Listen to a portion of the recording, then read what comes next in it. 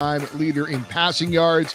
Now, New England did have a chance to win this one late. It was Nick Folk from 56 yards out with 59 seconds to play, but he hit off the left upright. Tampa Bay wins to improve to 3-1. New England drops to 1-3. Battle of undefeated teams in LA saw the Cardinals improve to 4-0 with a 37-20 win over the Rams. Cowboys hand the Panthers their first loss of the season, 36-28. Dallas is now 3-1 on the year. Ravens hand the Broncos their first loss of the season, 23-7. Baltimore's 3-1. Packers are 3-1 after beating the Steelers 27-17. Browns are 3-1. They down the Vikings 14-7, and the Bills crushed the Texans 40-0. Buffalo 3-1 on the season. The Jets and Giants both get their first wins of the year with overtime victories. I'm Eddie Garcia. Wake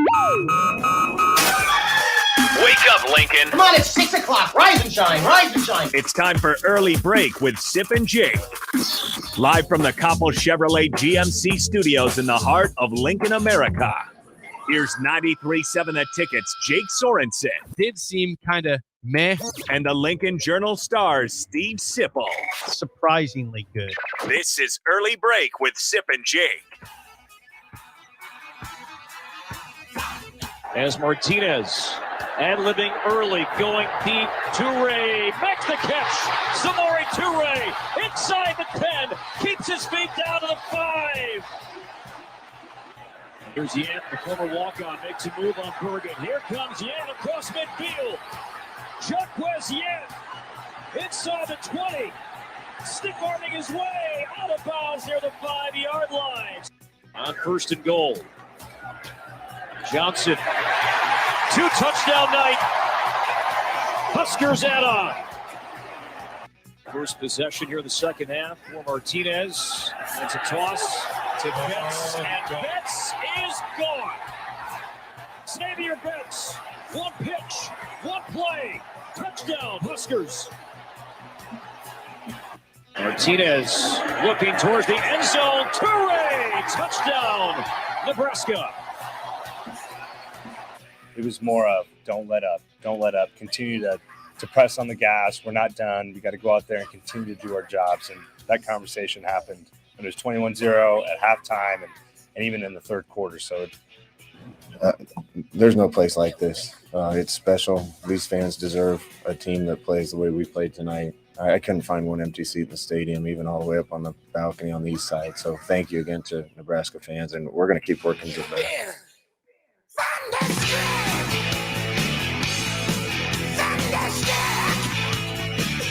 Good morning. Happy Monday to you, Steve Sipple, Jake Sorensen, Early Break. Full show ahead. Sip Celebration Monday. Where did that come from? Nebraska steamrolls Northwestern from start to finish.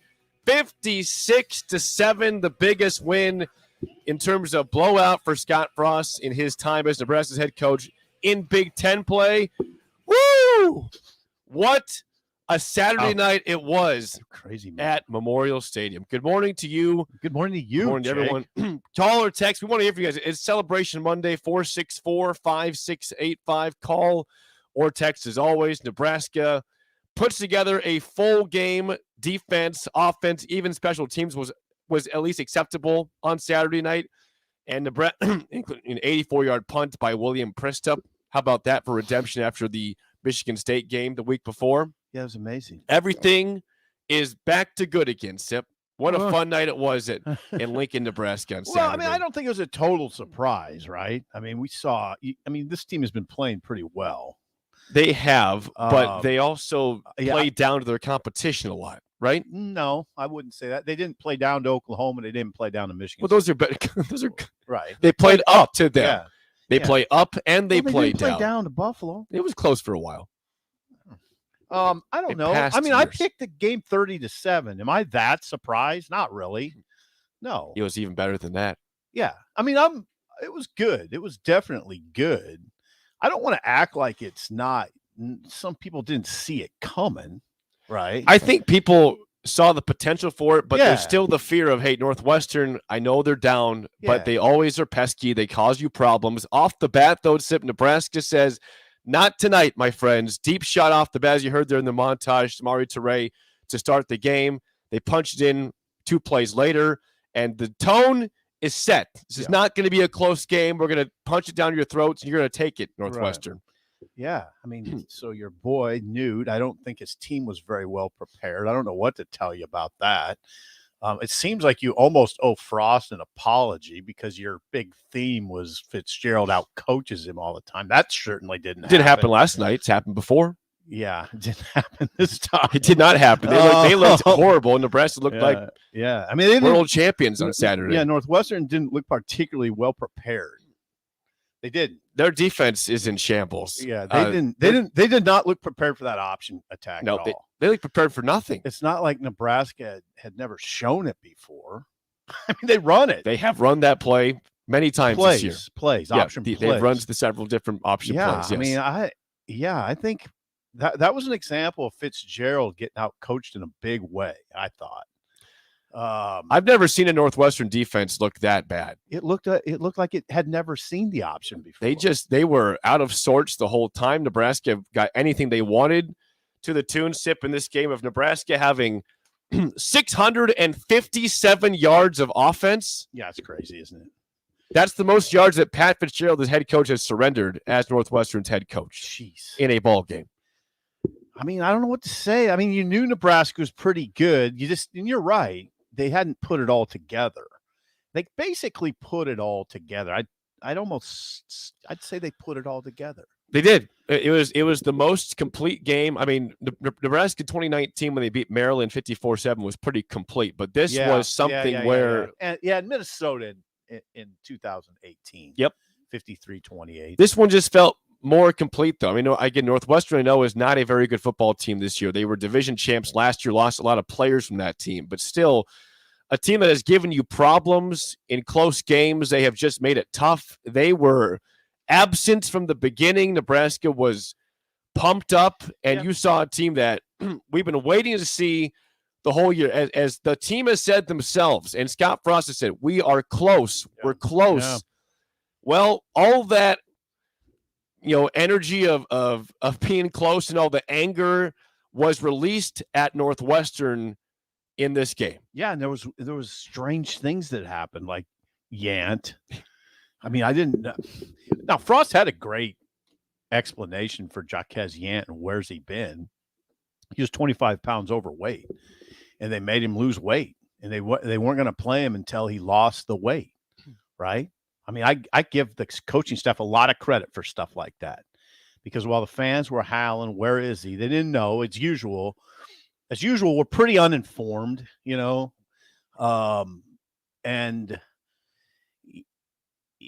I mean, it strikes me how uninformed we are sometimes. I mean, we call for Yant not knowing that he was 25 pounds overweight, and then we find out he was 25 pounds overweight. You're like, okay, well, that makes sense. Makes sense, yeah. Yeah. But you watch that guy run, Sip. You can't bring him down the first time. He was stiff-arming guys. He was breaking tackles. Oh, he's good. Fun to watch. I imagine you in the press box were losing your mind. Well, I wasn't really losing my mind, but I think he's for real. I mean, that's stiff arms for real. He stiff-armed several different guys in different runs. Yeah, the stiff arm is for real. That's a guy who I don't know if I saw him go down on first contact ever.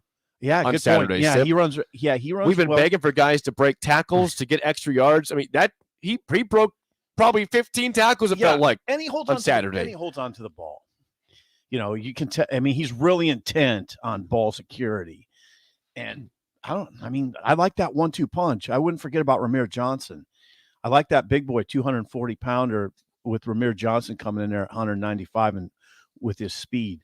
Yant has really good feet, though. That's the thing. That's another thing about him. He's really good feet for a guy that big. And then we didn't mention the offensive line. They deserve the most praise. I'm telling you, I texted you during the game, but if you did not rewatch the game, I want you to specifically look at that left side of the line. Two new guys into the.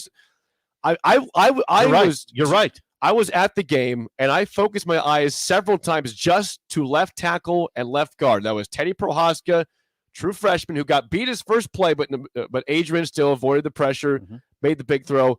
After that, Sip, he was really good. He was good. Noureddin Noueli at left guard. That dude is an animal. I want you to go watch. If you have not rewatched the game, go watch left guard, Noureddin Noueli, and ask why was he not playing before Saturday night. He was moving guys, allowed nothing by him, And when they ran that way, there was holes open with Juergens pushing one way, Noelle pushing the other, and there was room to run. Yeah. That is your answer at left guard for sure. I think so. And I do think your answer at left tackle is Prohaska. Now get a little bit better idea this week, but you will. It was good. I mean, definitely for openers, it was, I'd say, excellent for those two. So yeah, Prohaska. I mean, it's just one game. Like Frost in the post game was dialing everything back. Like he said, you guys in the media are so prone to exaggeration and hyperbole. He dialed it back. He was pretty salty, actually. So I like that posture after that win. I mean, he's got to get that team. Remember, they didn't react to wins very well last year, right? After that Penn State game, that's when they threw that Illinois clunker. That sucked. Yeah, that sucked big time. So Frost is doing the right thing. I bet today he'll be the same way. I guarantee you, Frost today will not be all smiles. He will not be. Well, they got a big game. Michigan's going to be a big test. You have a big opportunity on Saturday to knock off a great, a good looking team right now. Michigan, who went into Camp Randall and stomped Wisconsin on Saturday. Yeah, they did. Except they stomped them. I know. What they did. Wisconsin is in shambles. Yeah. They don't look right at all. I know that Mertz got hurt. Chase Wolf was terrible in relief of him. Yeah, that was. Now Michigan. Now remember what I said.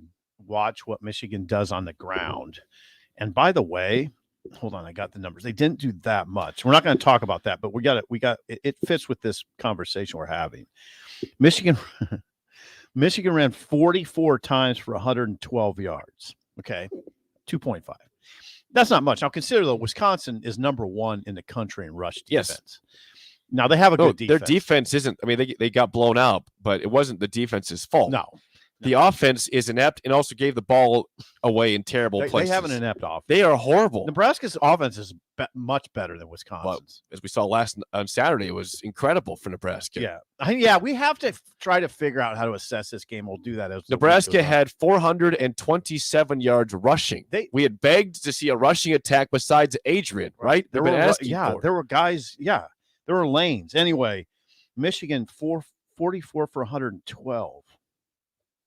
Jake, one more time. 44 for 112. That's not much, but it's enough to get their play action going. Here's why I'm belaboring this point, because they're going to run it 45 times in Lincoln. They're going to come here to run the ball. I mean, it's going to be a fist fight. Northwestern ran the ball 26 times for 37 yards. Yeah, that's not very good. 1.4 yards a carry. I know this is going to sound weird, but they were getting a little more push than I would have liked up front. Those numbers suggest otherwise. I don't know. I don't think so. Some push. Some push. Yeah. Was that against the starters or the backups at that point? Well, it was against the starters too, but not. I mean, the numbers are the numbers. When you're 26 for 37, I don't know what I can Parker say. Said too. Yeah, I mean, come on, don't overthink this one. Okay. Their long run was 11 yards. Sip. Switching back to Nebraska's offense, I know this is going to sound weird to you, but Nebraska's 14th in the country in rushing offense. Well, Adrian was a big part of that before this game, and then when you put up 427 yards, you're gonna leap in the rankings pretty easily, pretty high. Yeah. Jaquez Yant, 64-yard run. You heard the montage was awesome. Xavier Betts, of course, the 83-yard. How about Betts? Option play. How about just beautiful. How about Betts? How about that? He is so smooth. He glides. I know. When he runs, you're like, see ya, bye. Jake, they had their full complement of receivers, and I know. Look at them. Tell me when Nebraska has had receivers this good. Have they ever? Okay, now I'm saying something crazy. You could get me on this. Calm down, that sort of thing. I don't know. Teray, Oliver Martin, Betts, Manning. Have they had 4 like that? I don't. I mean. I'll tell you what, that Levi Falk's sneaky good too. By the way, he reminds me of one of those Wisconsin basketball players that, kind of a little guy's a pain in your butt, kind of half cocky, but he keeps making plays. It's a pretty good receiving. Then you add in those tight ends, which, by the way, they didn't do much the the other night. But no, but you know what? They blocked well. Austin Allen, Travis Vokalek had some really good blocks. If you watch the Xavier Betts touchdown run, Vokalek is what made that happen on the outside. He pushed the guy out of the way and see you later. Is that right? There's a guy that was going to make a tackle. Vokalek says, I don't think so. Yeah. And bye-bye. Vokalek is probably their best blocker. I mean, that's not – I didn't see that, but that makes sense to me because there was a lane there. But yeah, but Betts is beautiful to watch, man. I just want to go back to the offensive line for a second. I'm sitting here in the stands watching this game. Yeah, you're watching that pretty close, huh? Oh, of course it was. I want to watch every play as much as I could. I mean the offensive line. How much time did Adrian have to pass? He had a lot. I think he was like, "What's going on? He was not nobody." Nobody coming after me? Yeah, what's going on? And he threw some dimes. I mean, that throw to Toure late was a dime. He had time to actually think about life for a second and maybe scan the field for a couple options, not just run for his life or throw to the first guy he sees. Pass blocking was good. If they are like that the rest of the season, this team's going to be very hard to beat. Well, it'll be dependent a little bit on who they play. I mean, like I said, I know. I don't know if you watched Michigan, Wisconsin. I watched a lot of that game. Yeah, see, you saw more of it than I did. Now I saw 10 minutes, but I saw 10 minutes, and then you know what I came away with? Oh God, Michigan on defense up front is going to be a bear. They are. They're a bear up front. But you got that confidence boost you needed. Again, whether they do well or not on Saturday, at least they believe they can do that. They did it to a Big Ten team that has caused them problems in the past, and they had all the time in the world to throw and massive rushing lanes. Again, I don't expect that against Michigan. No, it ain't going to happen. But I now know I have a unit that at least believes they can do something right. Right. If they score half of 56, it would be a major victory on this Saturday. It'll be a fist fight. I mean, this is going to be an incredible week. And it's going to be now, you know that it's going to be a game. Now, what are we saying, though? I mean, or do we agree this is going to be a close game against Michigan? I expect a close game. Okay, then what are we saying? We have to think about what we're saying. Then we're saying that Nebraska's, I mean, they can go toe-to-toe with pretty much any top 15 team. Well, what have we said this year so far? I mean, Nebraska was right there with Oklahoma. They should have beat Michigan State, who's 5-0 this year. Right. Ohio State turned it around against Rutgers. We'll see what that looks like in November. Yeah, I don't want to think about that right now. But I know Iowa was really, really good Friday night. I still think Nebraska can stay with them. I do. They're really good, though. God, I watched that game. Holy God. This team, the defense is good, and the offense now hopefully backs it up. Yes. Well, here's the thing. Who are you scared of right now in the Big Ten? Here's the thing about Nebraska's offense. This option thing is a thing. Yep. Okay. It is tough to stop. Yeah, it's tough, and they sprinkle it in really well, and that takes some pressure, Jake, off the offensive line, getting outside on the perimeter. You know, I know, and it opens things up. Now, that's the kind of thing that these teams, these defensive coordinators, like, oh God, Nebraska's running the option. Look at that kid can run it. Martinez can run it. I mean, he has a great feel for it. He's like an option quarterback. He looks so smooth and confident doing that. Yeah, he runs it well. He had the one that the misplay. He missed a pitch, which I mean, falling to the ground. Oklahoma used to do that 7 times a game. I know. I mean, that happens in the option. But that was the only mistake he made, and it went out of bounds. It wasn't even a problem. God. Yeah, but Adrian is proficient. But is proficient running the option. Do you know what that? Okay, so you know what that means, Jake? It means Michigan has to spend practice time on the option. Yep, they do. Quite a bit of it. Have to. In fact, if you're an opponent going forward and you watch this video, you watch it and say Northwestern was not prepared for that, and then look what Nebraska did. We better be prepared, well prepared. Because you see what happens if you're not. They have it going. Yep. Yeah. They got it going right now. They can run the option. And you notice they're running it with multiple guys. He'll pitch it to Toure. He'll pitch it to Manning. He'll pitch it to Betts. He'll pitch it to Ramir Johnson. Yeah, there's not a constant guy. No. I mean, they're going to different guys because they got, like Frost said after the game, they got a lot of talent. They got skill position talent now. It's what I begged for. Put some people around Adrian. They did. They have. I'm done talking about it. Well, yeah, I still circle back to the offensive line giving time and holes. I mean, you can have all the talent in the world. Yeah, you're right. Nebraska's had this year, right. But it hasn't mattered because they haven't had time to throw or lanes to run through. Well, yeah, I mean, and the offensive line has been. We've said it comes down to special teams and the line. Everything else in this team is good enough to beat almost anybody in this, in the conference. Yeah. Right. Yeah. And it hopefully, but if you're not good up front, if then that line is like it was on Saturday, there's no reason to believe you can't beat anybody in the Big Ten. No. Right. Well, I'd say you're right. Yeah. That's sort of a big if. It was one game. I know. I say no. It's an if. But it's been very obvious to anybody who watches this team that they are close to turning it around. Except for special teams and line play. Offensive line play went from the ground to actually respectable. Yeah, so nothing on Saturday. No catastrophes in special teams. Oliver Martin fielded punts. I know. There was a couple he could have ran. A couple. Think I'm surprised they're not a little more aggressive. That stadium was rocking. Imagine if they had a good punt return. Yeah, just one 9 yards. Give us a 10-yard return. It'd be maybe a sarcastic applause, but still, he caught him though. He did. I'm not critical of Oliver Martin. It's his first game back since Illinois. Coming off a knee injury, and he did catch the punts. And in fact, went up in traffic one time and caught one. Moving forward, that they solve that as long as he's okay. We're probably okay with that. Now, I think the next step is, all right, go ahead and return. Let's try to get some yards here, man. All right, we better get some calls. Hang on. Before that, there's just so much to get to. Hang on, guys. I think maybe the stat of the first half. You're up 35-7. Mm-hmm. No penalties with a couple new starters. Sip. Good point. With Prohaska. Good point, Jake. And Noelle and Corcoran now at right tackle. Mm-hmm. Yeah, we expect maybe some sort of problem there or a false start. Nothing. No. 0 penalties at all in the first half. Yeah. They 4 for 19 for the game. Yeah, you're right, Jake. We need to give credit when flags aren't flying.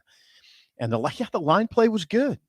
I mean, that's not now. Here's the thing. I don't want to. You're going to get a lot of. It's going to be kind of like the Buffalo thing. A lot of people are going to say, "Oh, Northwestern's not very good." And I did talk to Millen at halftime, Matt Millen, the BTN analyst. He said that Northwestern isn't that bad up front. He said that's not really their weakness. So, people are going to diminish what Nebraska's offensive line did. They're going to diminish what Nebraska did. It's sort of like the Buffalo. Jake, it's sort of like the Buffalo discussion. I really don't want to hear it because there's a lot of people that thought this was going to be really difficult. So if you said it was going to be really difficult and you come back and diminish it, then it either I'm not diminishing it. No, I know.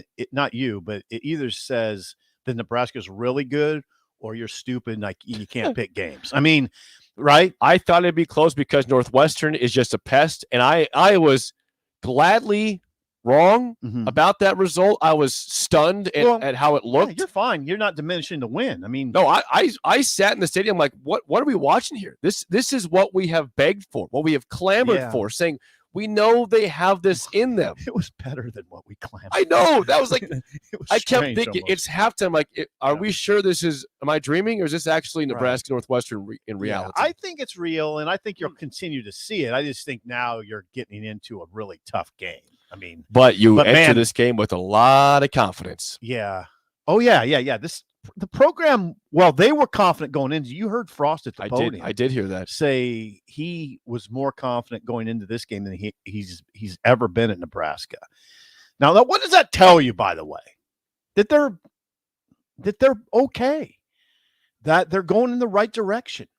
Yep. I mean, it's hard to say they're not going in the right direction right now after that. No. I mean, they dismantled a Big Ten team. They humiliated Northwestern. Yeah. They were humbled to the fullest extent. Yeah.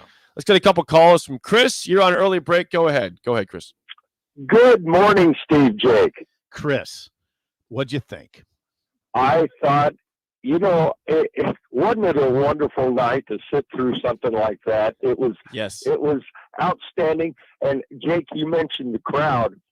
Hey, I want to tip my hat to the crowd. Yeah. The student section, which is a good barometer of the crowd, it was full up all the way up to the top. Yeah. I was telling Harrison, the crowd was jacked up like it was a battle of top 10 teams. I mean, it was loud. It was enthusiastic, and it was good to see that again.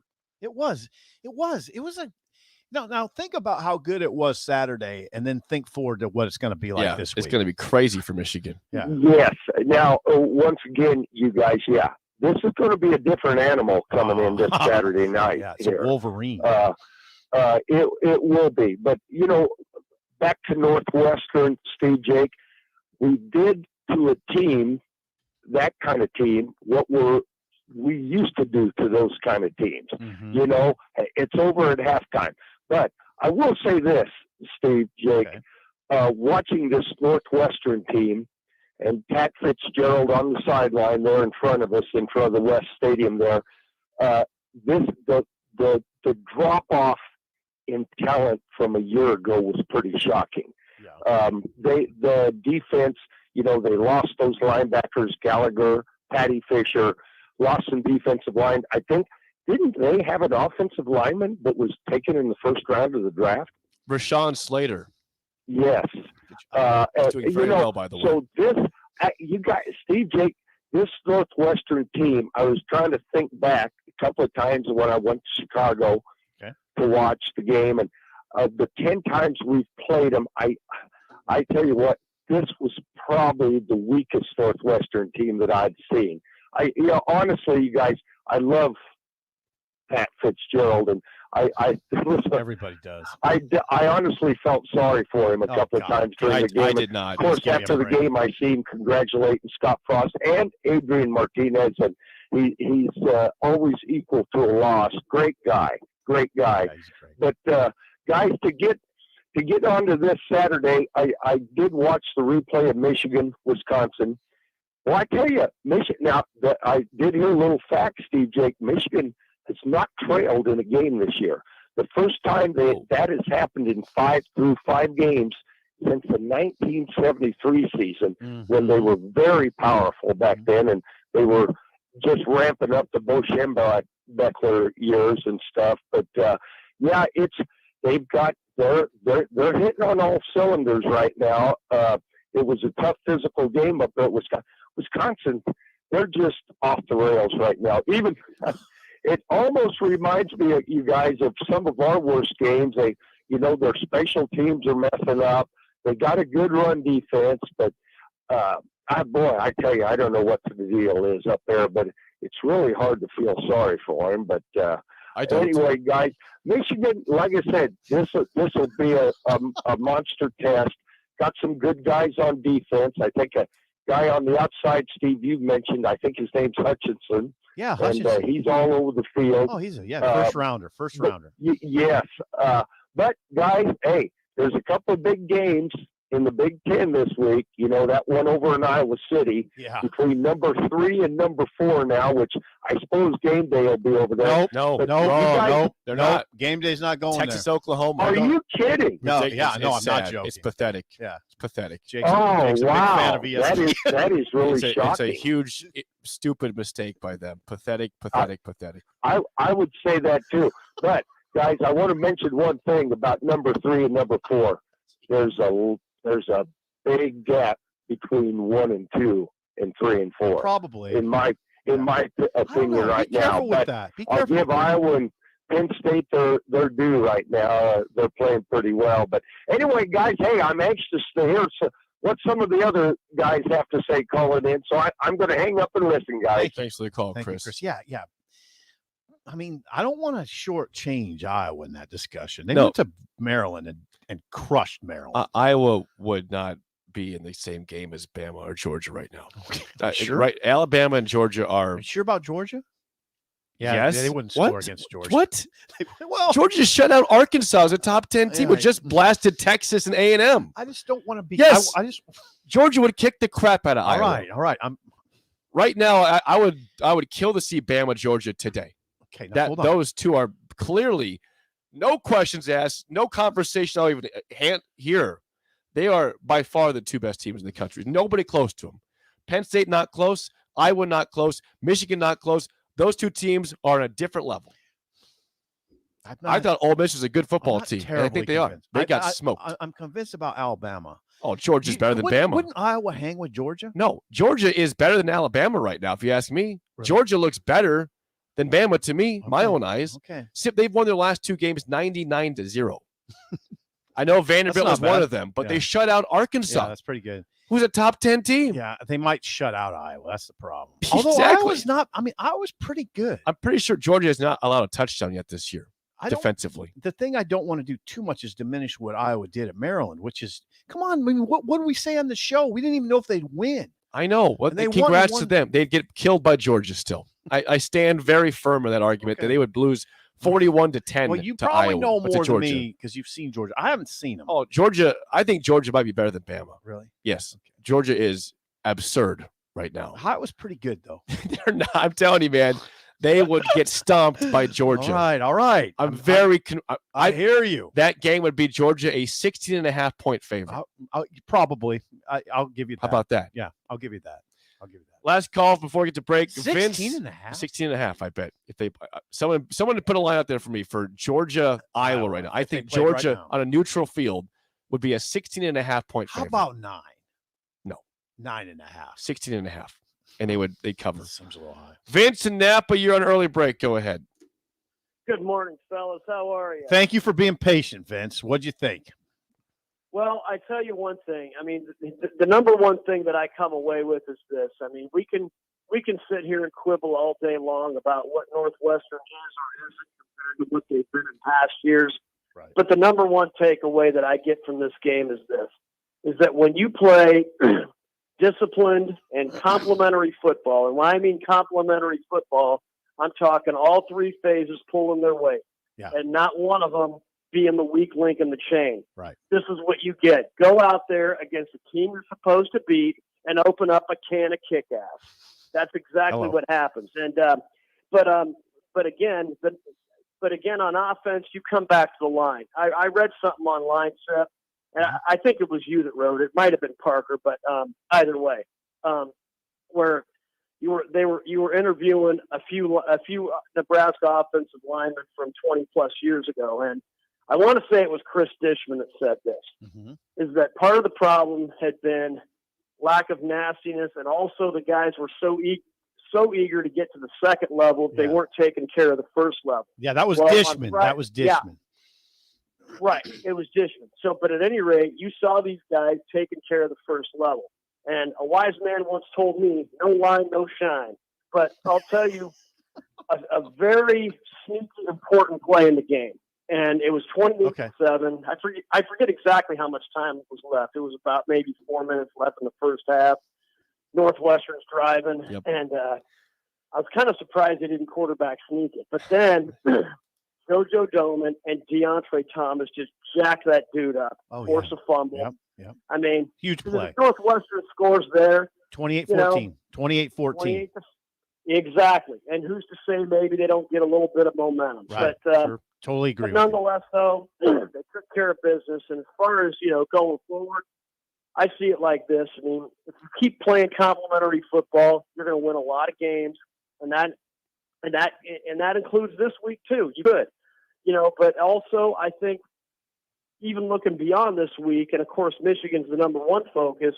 There's a few games on the schedule remaining that now suddenly look a little bit more gettable than we thought earlier in the year. That's for sure. Wisconsin and Iowa. Exactly. Well, exactly. And I would even, because that's kind of how Big Ten football works, is that, a team will go out and they'll beat a top flight team, and then they'll lose to a team that you don't think they're going to lose to. And if you look at Jim Harbaugh, and I saw him up close, both coaching Stanford and the San Francisco 49ers, a lot of times he'll lose one game a year that you don't think he's going to lose. And who knows, maybe this week's that week. Thanks for the call, Vince. Appreciate it. Oh, it's going to be close. This game's going to be close. Saturday night will be close. I'm glad he mentioned JoJo Domann and DeAndre Thomas, particularly JoJo, because I always sing this tune about Nebraska not having all Big Ten players. JoJo's playing he's playing in that realm. I don't know exactly where you'd put him in an all Big Ten team, outside linebacker. He's nickel. I don't know. He's playing really well. Looks like an all Big Ten player to me. And you know who else? Reimer looks like an all Big Ten player to me. He's playing. And they got dudes right now. Yeah, they got some guys now. I mean, they got some guys playing at a high level. I'm curious where Deontay Williams is in that conversation also. Deontay Williams is in the conversation for all big. First team time. I think so. Now you just have to look to see who's who what other teams have, but Williams playing at a high level. Defense secondary didn't have a great night. No, they did, but they still. It's funny we can say that and they win 56-7. Right? Yeah. I'm not going to harp on anything, but Jake, are you saying Georgia by 16 point favorite over Iowa? Georgia has allowed 18 points this season total. Yeah, and Iowa's not great offensively. Iowa's offense. What would they do sucks. to Petrus? What would they do to Petrus? They would murder him. and their offense. I know Iowa's defense is good. They would put up a fight for a while, but they would get their way. I hear you. I'm not pushing back too hard. That's the Jake Sorensen bookie line there. 16.5 point favorite Iowa versus Georgia. You're a little biased against Iowa. I'm not. I respect Iowa. They're number 3 in the country. Great win against Maryland. Absolutely. How do you feel about game day not going to Iowa? Someone said the reason why it might not be going there is because Fox, the Big Noon, might already have the rights. There. They have the rights to that. Maybe. Oh, well, they're there. Would they go to the same game? Is the question? I think they can go to the same game. But do they? Do they want to have that? They want to have double TV coverage there. That's the question. If that's why they're not going, I guess I get it. But still, it's a bad look for game day. Big Noon. It's a big win for the Big Noon kickoff. Yeah, Big Noon is going there. That's for sure. More next on Early Break of the Ticket. At first, I was really nervous and intimidated to buy a ring. I wasn't sure what I was getting into. My experience at Starter Heyman was very easy. I felt like I walked out of Starter Heyman with the ring that was going to make her go wow and say yes. I love my ring. It is so beautiful. I absolutely love my ring. I get compliments on it all the time. I always tell them Starter Heyman. Yeah, we would definitely recommend Starter Heyman. Yeah, it was great. We're definitely coming back. Sauter Heyman Jewelers, Lincoln and Grand Island. SauterHeyman.com. Hi, Sean Callahan here. In 2013, I first came across Koppel Chevrolet GMC in Louisville, and I've been a customer ever since. What's kept me coming back to Koppel is the people. Oftentimes, owner Bob Koppel and his son Brandon are right there with you in the showroom, walking you through the process. There's no runaround at Koppel. It's a hardworking Nebraska company built on honest, small-town values. So make that short drive to Louisville or visit them online at koppelcars.com. Welcome back, Husker fans. Eustace Body Shop is happy to welcome the best fans in college football back to Lincoln. With Gold Class certified service, OEM parts, and free loaner cars, Eustace Body Shop can call the right place to keep you in the game. Whether it's in Lincoln at 88th and Highway 2 or at any of our other 5 locations across Nebraska, Eustace Body Shop can help get you back on the road. Go Big Red. The most recommended Eustace Body Shop. That's who we are. Join 93.7 The Ticket on Wednesday at Tanner's Bar and Grill at 30th and Yankee Hill. DP goes one-on-one at 3 with Sean Callahan. Jay Foreman joins from 4 to 6 p.m. to preview the Michigan game. And Buzzy Carruthers goes from 6 to 8 p.m. That's all this Wednesday at Tanner's, 30th and Yankee Hill. Tractor Supply Distribution Center Waverly is now hiring for all shifts. They're a 24/7 facility and a clean environment to work in. There's potential to earn up to $25.25 per hour with opportunities for overtime. They also offer a retention bonus as new team members are eligible for a bonus as high as $1,000. Come be a part of the Tractor Supply team. Apply today at www.tractorsupply.jobs. All the fall favorites are back at Bagels & Joe. Try their caramel apple cream cheese on any of their bagels, or pick up some pumpkin chocolate chip muffins or pumpkin spice lattes for the office. And don't forget their delicious breakfast sandwiches and burritos. Bagels & Joe with 4 Lincoln locations.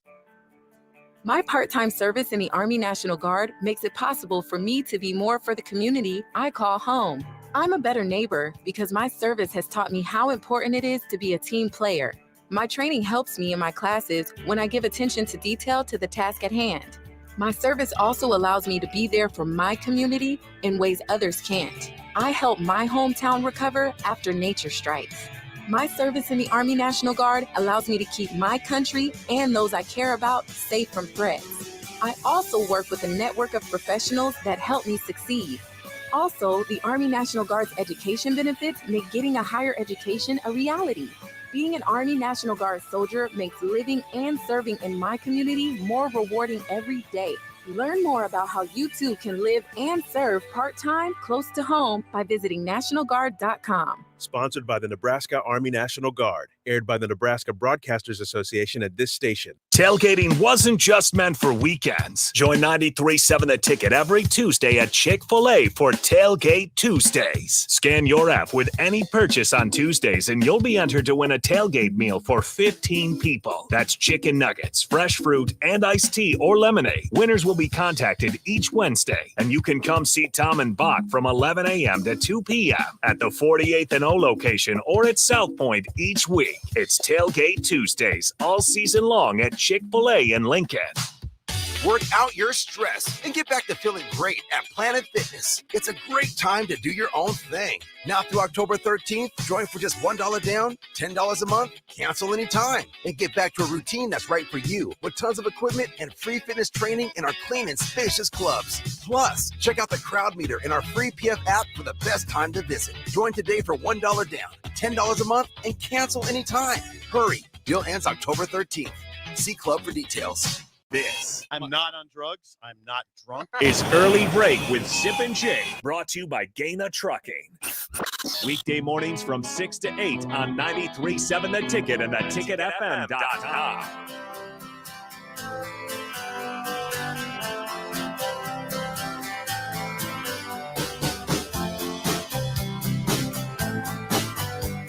What did we learn this weekend in the Big Ten, Sip? We learned that, as we discussed before the break, it's going to be one heck of a game in Iowa City on Saturday. Number 3, Iowa versus number 4, Penn State at Kinnick Stadium. I don't have a good read on Penn State. I have a good read on Iowa, having watched them. I watched the full game against Maryland. Jake, do you know what they did, by the way? That was 52-14. They first of all, Iowa, I'm not hijacking the segment. I just want to throw something out here. Do what you have to do. Iowa had produced 7 turnovers and had 0. Okay. +7 in a game. Come on. Think about Nebraska just always being negative for the year, and then Iowa is +7 in one football game. Talia Tagliavola. Okay, help me with that. Talia Tungavaloa. Nice. Perfect. Tungavaloa had 4 interceptions, or 3 interceptions in the first half. Maryland had 4 turnovers in the first half. Now, here's the thing that's interesting. In that game, you would watch it and say, that guy's not better than A.J. Martinez. That game. Now, I know there's a bigger. Iowa can do that to people. Yeah, it can. Not to Georgia, though. No. Georgia would have no problem. Now, I just want you to think about something, though, in that conversation. Now, you didn't see the game, but Iowa went into a hornet's nest. Maryland, Jake, it was weird. It was packed. I mean, Maryland's fans showed up for that game. About time. Yeah, it is about time. They're having a good start to the year. And Iowa sent them home at halftime. Walter says Iowa is +12 right now with turnovers this season. Imagine Nebraska ever being +12 5 games into the season or 6 games into the season. Yeah. +12. +12. I know. They're good on defense. We're midway through the season. They're good on defense and not bad on offense. And they're good on special teams. They're boring. They're not bad on offense. Goodson's good. Tyler Goodson's I don't think good. Maryland's defense is very good. No, it's not. Maryland was really disappointing, by the way. Maryland was really, really undisciplined. You've seen that before in person, haven't you? Yeah. 2 years ago. Yeah. Very undisciplined in that game. So we're learning that Iowa is, I mean, you know who the best team in the West is right now. Right. We know that. It's Iowa. And we also know the East is a bear. The East is a bear. Ohio State's still tough. Yeah. Michigan's tough. Penn State. Oh, wow. Yeah, Michigan it's a State. bear. You've got 4 teams. Exactly. Indiana's dead. Rutgers is dead. Maryland's dead. But those other ones. Yeah. You got 4 teams fighting for first place. Yeah. Right? The East is a bear. That's fun to watch. It is. It is. You got what, 5? Aren't there 5 teams in the top 10 right now, or is it 4? 5. 5. There are 5 in the top 11. Top 11. There are 5 Big Ten teams in the top 11. Yeah, Michigan currently. State's 11. Yeah. So now, doesn't it make you feel good though to say, Jake? Wouldn't you say? Now we have to work through conversations and think about what we're saying. Okay, Michigan State's 11. Wouldn't you say Nebraska's every bit as good as Michigan State? Yes, Nebraska should have beat Michigan State on its home field.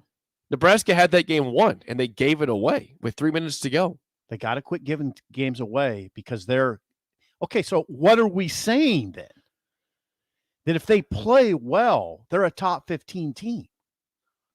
Is that what we're saying? We just saw. Or is that going too far, Jake? No, it's not. Sure. This team could be 5-1 very easily. I'm thinking out loud right now. This team, as people have seen with their own eyes, could very easily be 5-1 on the season. So what do we? You got to think about what we're saying. So the talent level has grown. The talent level is not the problem. No. They got talent. They have. I have to have that conversation with myself. You can't. I've used talent against Scott. Can't do it right now. They're pretty good. So what I've seen is what always goes on in my mind as I'm watching these games. Nebraska's pretty good. No, Nebraska's good. Okay, maybe good plus. They're pretty damn good, right? I mean, they got guys that you forget about. I watched DeAndre Thomas chasing a guy downfield, and I'm like, wait a second. I know. He can run. They have some dudes up front now. They have dudes all over the field. So I guarantee you Michigan is watching that tape and going, wait a second, what's the deal with Nebraska? Michigan, I saw the first line was 4.5. It got down to 1. The Michigan right now against 3-3 Nebraska in Lincoln next week is a 1-point favorite as the 8th ranked team in the country at 5-0, who has not trailed yet this season. I don't even want to bring this up. But what the hell happened at Illinois? I mean, come on. It's the biggest oddity of the year so far. Nebraska didn't know who they were at that point. They didn't have an identity. I don't know if they still do now, but they looked like they had something going on Saturday. Well, they've looked like they have something going this the past 3 weeks. This option is really good for Nebraska. The good news is this isn't just about Saturday because they look good at Oklahoma. They did. Remember the conversation we had offensively? No, I just say this. By the end of the first quarter, it hit me like a sledgehammer. Yep. Wait a second. Nebraska belongs on the field with Oklahoma. Totally agree. Yeah. Okay. Then it continued at Michigan State where you just said they should have won the game. Should have won the game against the 11th ranked team in the country. Every bit as good as Michigan State. Yes, I think they're better than Michigan State. Okay. They gave it away. I hesitate to say they're better, but I would say they're right there. I mean, why would I hesitate to say that? Because they didn't. Why would I hesitate to say? I'm trying to think of reasons. I mean, I like Nebraska's receiving core better than Michigan State's. I mean, Michigan State has Kenneth Walker III, but you saw what Nebraska did nothing to him. against Nebraska. I'd take Nebraska's quarterback over Peyton Thorne every day of the week. Yes. The thing is that if Nebraska's offensive line plays like they did on Saturday, they can beat anybody in this conference. Well, anybody, Ohio State included. Yeah. Anybody. Easy no, they can. Easy champ. I didn't say they will. They can. I'm not ready for that right now. This version of Ohio State, who I know is really good against Rutgers on Saturday. They might be turning a corner a little bit. I know, but this offensive line, if it continued to play like it did Saturday, if Noelle is the guy at left guard, if Prohaska's left tackle and Corcoran's at right tackle, if that works again, this team can beat anybody in this conference. Yeah, I got to see this game. I want to see what Nebraska does up front. Should we take some calls? Let's take a couple calls. John, you're on early break. Go ahead. Hey guys, how's it going? Good. John, how are you? It's better. It's a better morning after a win. Yeah, so I got to say. Yeah. But I've known that we were a good team. We just had to stay out of our own way. Yep. And we finally did that. We played a complete game. Now, is it because we played that well, or was Northwestern just not that good? Don't do that. I don't know. But either way, it's a complete game, and that's how it starts. I mean, we punted once, and that was a boomer. 84 yards. That's the best punt I've seen from us in a long time. I've never been so excited for one punt in my entire life. This team, if they play, I'm serious. This team, if they play like they did on Saturday, they can beat Michigan. Yeah, well, yeah, they can. The if they play thing like that that. Michigan doesn't do that we've done for years is kill ourselves. I haven't seen a lot of Michigan. I don't think they're overly outstanding, but they don't hurt themselves. Right. And a team that doesn't hurt You're right. themselves can go a long way. You're right in We college can- football. If Yeah. we can do that, we have a good shot. We have a good shot for the rest of the year. That's all I got, guys. Thanks. Thanks Yeah, for the call. college football, a lot of college football is that, just not beating yourself. That is a lot of it. There's no doubt about that. John's right. Michigan's clean, Jake. They are a clean team right now. They do not beat themselves. They're efficient. Well, let's put it this way. Michigan has allowed 1 sack this year. McNamara has 0 interceptions. Michigan has allowed 1 sack. Their quarterback has 0 interceptions. Yeah. Yeah. They're not making mistakes. No, they're sound. They're They very sound. threw they had their first turnover late in that game against Wisconsin. It was their backup quarterback. backup Yeah, quarterback. right. That was their first turnover of the year. Yeah, really? The game was over. Yeah, they're very I think that was their first turnover, not just pick their But first turnover. On the bright side, they're not, Jake. They don't overwhelm you with skill position talent. But they they do don't not beat themselves. No, they don't. And their defensive front is active. It will be but the option game tends to make me feel better about that picture. Nebraska can get out on the edges. Michigan hasn't seen that. All right. And if Yant is what I think, that 1-2 Ramir Johnson Yant or Yant Ramir Johnson, that's that. And then, like you said, this is largely about the offensive line. I mean, you're right. That's what it's largely about. I watched that group with a big smile on my face saying, wow, they fixed it in a week because they got the right guys in there. I think Nebraska's defense would have to hold Michigan to probably 14, 17 points because I don't see Nebraska scoring too much more than 21. Yeah, I was thinking like a 20-17. Yeah. That's I've been saying that. Totally. I'll get my official pick on Friday, but that's my early lean is Nebraska pulls the upset 20-17. Yeah, so it would have to be something like that, I think. Let's get a quick call from Scott. Scott, you're on early break. Go ahead. Morning, Sid. Morning, Jake. Yeah, Michigan's probably not going to be fun, but no, not fun. Taking a step back after the game last week, the Michigan State debacle, I kept thinking to myself, it literally can't get any worse. And I thought back to 2018 and that overtime loss to Northwestern, which I almost put me in an insane asylum. And I kept thinking all week, I wonder if the next week was Frost's first win. Beat Minnesota, hung 54 on them. I thought, I wonder if that could possibly happen this week. And it did. Mm-hmm. And if we can go on a run like in 2018 with a better defense, which we have, anything's possible. I'm not looking beyond this Saturday because I think that's going to test everybody. But I think there was a turning of the corner that happened on Saturday night that if these guys want to put the first 5 games of this season behind them or use them as, bad memories that they're not going to repeat, this team's got dudes. One thing I noticed in the Northwestern game, I know it's Northwestern, but some of our defensive players were just towering over their receivers and throwing them around like ragdolls. And I thought, I can't remember the last time I've seen that. Mm-hmm. So I know you guys are probably up against the break soon. I just wanted to say fine. that, but No, you're fine, Scott. But yeah, things looking up and Sip, I think we're going to have some big boy football on Saturday night, and I think everybody will enjoy that. Thanks a lot, guys. Yeah. Oh yeah, that's a good way to put it, Scott. It's gonna be a big boy night. That atmosphere. You want to see a brawl? Oh, it's gonna be a brawl. It's gonna be a brawl, and it's gonna be in front of a huge crowd, and a lit up crowd. I mean, it's gonna be. Imagine crazy. if you out physical Michigan, who's been kicking teams' butts this year.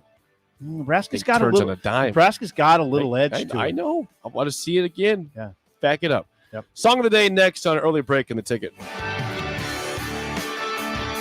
All the fall favorites are back at Bagels & Joe. Try their caramel apple cream cheese on any of their bagels, or pick up some pumpkin chocolate chip muffins or pumpkin spice lattes for the office. And don't forget their delicious breakfast sandwiches and burritos. Bagels & Joe with 4 Lincoln locations. Hi, Sean Callahan here. In 2013, I first came across Koppel Chevrolet GMC in Louisville, and I've been a customer ever since. What's kept me coming back to Koppel is the people. Oftentimes, owner Bob Koppel and his son Brandon are right there with you in the showroom, walking you through the process. There's no runaround at Koppel. It's a hardworking Nebraska company built on honest, small-town values. So make that short drive to Louisville or visit them online at koppelcars.com. Gaina Trucking is hiring CDL Class A and B drivers. Gaina Trucking guarantees a 40-hour work week year-round, and their strong team culture makes it not a job, but a career. Gaina Trucking offers health, vision, and dental insurance, 401k with company match, an employee assistance program, and other bonus programs. Build a better career today with great team culture at Gaina Trucking. Learn more and apply today at GainaTrucking.com.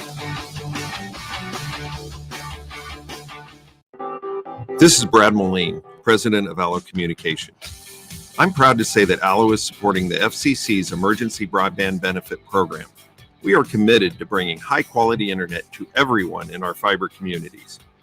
If you qualify for federal support or have been financially impacted during the pandemic, you may receive free 500 megabit internet from Allo. To find out more, please stop by the Allo store or go to allofiber.com/EBB. Tailgating wasn't just meant for weekends. Join 93.7 The Ticket every Tuesday at Chick-fil-A for Tailgate Tuesdays. Scan your app with any purchase on Tuesdays and you'll be entered to win a tailgate meal for 15 people. That's chicken nuggets, fresh fruit, and iced tea or lemonade. Winners will be contacted each Wednesday, and you can come see Tom and Bach from 11 a.m. to 2 p.m. at the 48th and O location or at South Point each week. It's Tailgate Tuesdays all season long at Chick-fil-A in Lincoln. Work out your stress and get back to feeling great at Planet Fitness. It's a great time to do your own thing. Now through October 13th, join for just $1 down, $10 a month, cancel anytime, and get back to a routine that's right for you with tons of equipment and free fitness training in our clean and spacious clubs. Plus, check out the crowd meter in our free PF app for the best time to visit. Join today for $1 down, $10 a month, and cancel anytime. Hurry, deal ends October 13th. See club for details. There's not many things worse than having plumbing issues at your home or business, but it's even worse if the problem isn't fixed correctly. Select Plumbing gets it right the first time, and they specialize in several things: general plumbing, water heaters, faucet and fixture repair, sewer and water underground repairs, backflow testing, and more. Keep your property free from leaks and other issues. Call today for a free estimate at 402-560-6197. That's Select Plumbing at 402-560-6197. You love to bash his sports takes. Now, will you feel like an idiot if you're No, a big tough? never feel like an if idiot. you're a big tough guy this morning, But you really love to voice your displeasure for his music choices. he stumbled on an issue that I did not think would generate this much passion and discussion. It's time for Jake's questionable song of the day on Early Break on 93.7 The Ticket and theticketfm.com. Well, I heard you crying loud all the way across town. You've been searching for that someone that is beyond on the crowd. As you sit around feeling sorry for yourself. Well, don't get lonely now. And try your white eyes. I'm just hoping for the moment, sneeze and pop like just the time can. So upside you've been thinking about ditching me. No time that sends the world around. 'Cause you know where I'll be found when I come around. Song of the day, When I Come Around by Green Day. 464-56851 is bad. 10 is good. Text your rating on the Sauter Heyman Jewelers Song of the Day. So down at my door, I'm a loser and the user, so it's only no accuser to try and slide me down because I know you're Once again, your Song of the Day, When I Come Around by Green Day. 464-56851 is bad. 10 is good. Text your rating on the Sauter Heyman Jewelers Song of the Day. High score coming. Incoming high score. That's a good one. What do you like about that song? Well, I like the driving bass, number one. They have I think that Green Day has a really good bass player, and that drives that song, I think. It's an impossible song to dislike, I think. It's just a great rock and roll song. So it's at 8.8. 8.8. We got to guess Harrison's score. 8.8. Wow. Yeah, I didn't think you go that high. Oh, I for like Green that. I'm Day. not a big Green Day fan, but I like a couple of songs, and that's one of them. What other song do I like? Come on. Holiday, No. maybe. Boulevard of Broken Dreams. Hold on a second. Let me think about Holiday. Oh, yeah. Holiday's not bad now. That one's got a little driving beat to it. It does. American Idiot, maybe? Yeah, I like American Idiot. Yeah, now that's a great driving beat. Yeah. Harrison's going to give it a 4.9. Oh, God. It isn't higher. I mean, isn't that more of his type of music? It's kind of, it's not grunge, but is it too rocky for him? It's not indie, I'll tell you that It's much. not indie. That's not Kid Cudi. Okay, let's say 5.2. 7.1. Green Day always hits. There we go. So we had hey, now could you please commit that to memory? Harrison likes Green Day. You know what always also hits, Sip, is NFL That winners does and hit. losers. Go, Let's go, get go. to it. Week 4. The winners this week. The city of New York is winless no more. The Jets and the Giants both victorious. They were 0-3 going in. The Jets beat the Titans, Sip, at home. How did that happen? No A.J. Brown or Julio Jones for the Titans. But still, Zach Wilson made very few mistakes. He had a pick. Also made some great throws. He showed signs of life after a shutout last week against Denver. The Jets win. The Giants win against the Saints. Both teams are off the schneid. They have a win finally. So the biggest winners are the city of New York yesterday. Number 2, in the same state, Sip, the Buffalo Bills just continue to manhandle opponents. 40-0 over the hapless, pathetic Texans. Buffalo rolls in bad weather. I mean, they have been kicking teams' butts. That's weird. The last 2 weeks. They lose at Pittsburgh off the bat. They kill Miami.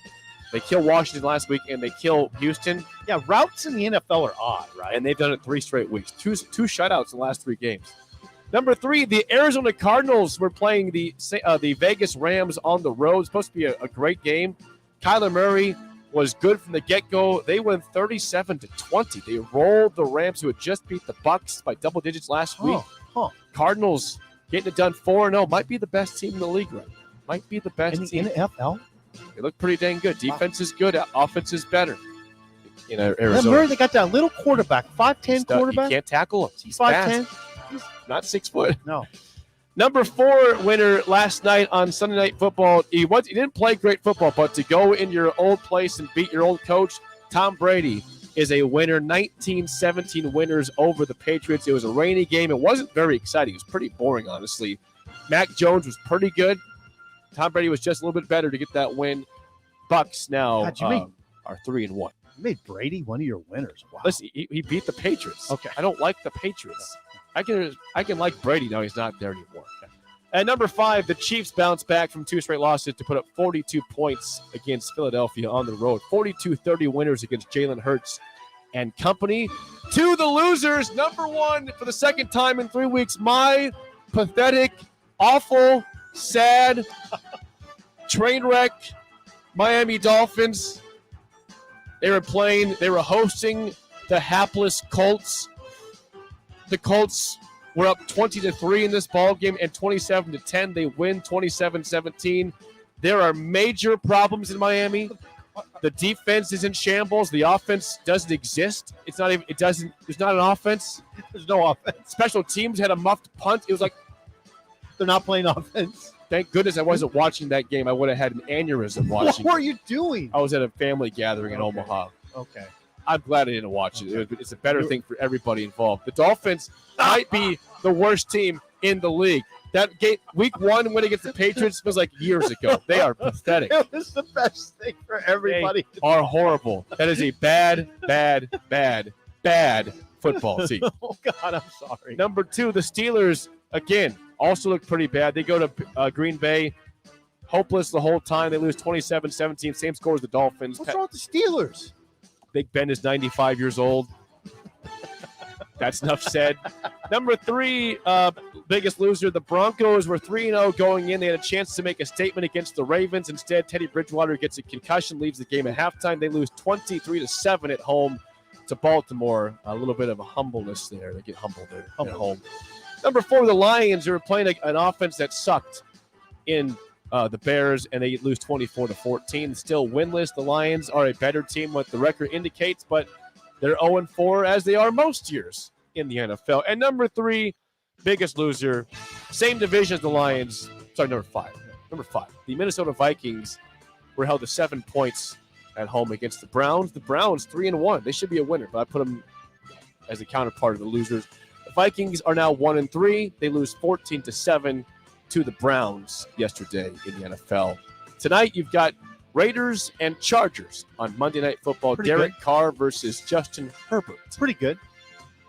Good job. That was good. No, I just want to make it very clear. The biggest loser by far is the pathetic organization that is the Miami Dolphins that I have lost hope in once again. What happened? What I happened? wish to I him? could tell you. I don't know. I think there's strife from the coaching staff and the GM and everything. There's just it's not right. Tua's obviously not playing. He's hurt. Jacoby Brissett is terrible. He can't hit a 2-yard pass if he tried. It's really hard. I watched the highlights. I'm like, God, this is hard to watch these. Really? If I watched the whole game, I probably would have just died. Do you know who they play this week? They play the Bucs this week. Oh, hello. Yeah, wonderful. 1-4 coming up. Top of the hour next. More reaction to Nebraska Northwestern. Early break in the ticket. This is Lincoln's home for sports talk on the FM dial. Also online at theticketfm.com. On the internet. KNTK FM Firth. 93.7 The Ticket. At first, I was really nervous and intimidated to buy a ring. I wasn't sure what I was getting into. My experience at Starter Heyman was very easy. I felt like I walked out of Starter Heyman with the ring that was going to make her go wow and say yes. I love my ring. It is so beautiful. I absolutely love my ring. I get compliments on it all the time. I always tell them Starter Heyman. Yeah, we would definitely recommend Starter Heyman. Yeah, it was great. We're definitely coming back. Sauter Heyman Jewelers, Lincoln and Grand Island. SauterHeyman.com. Tractor Supply Distribution Center Waverly is now hiring for all shifts. They're a 24/7 facility and a clean environment to work in. There's potential to earn up to $25.25 per hour with opportunities for overtime.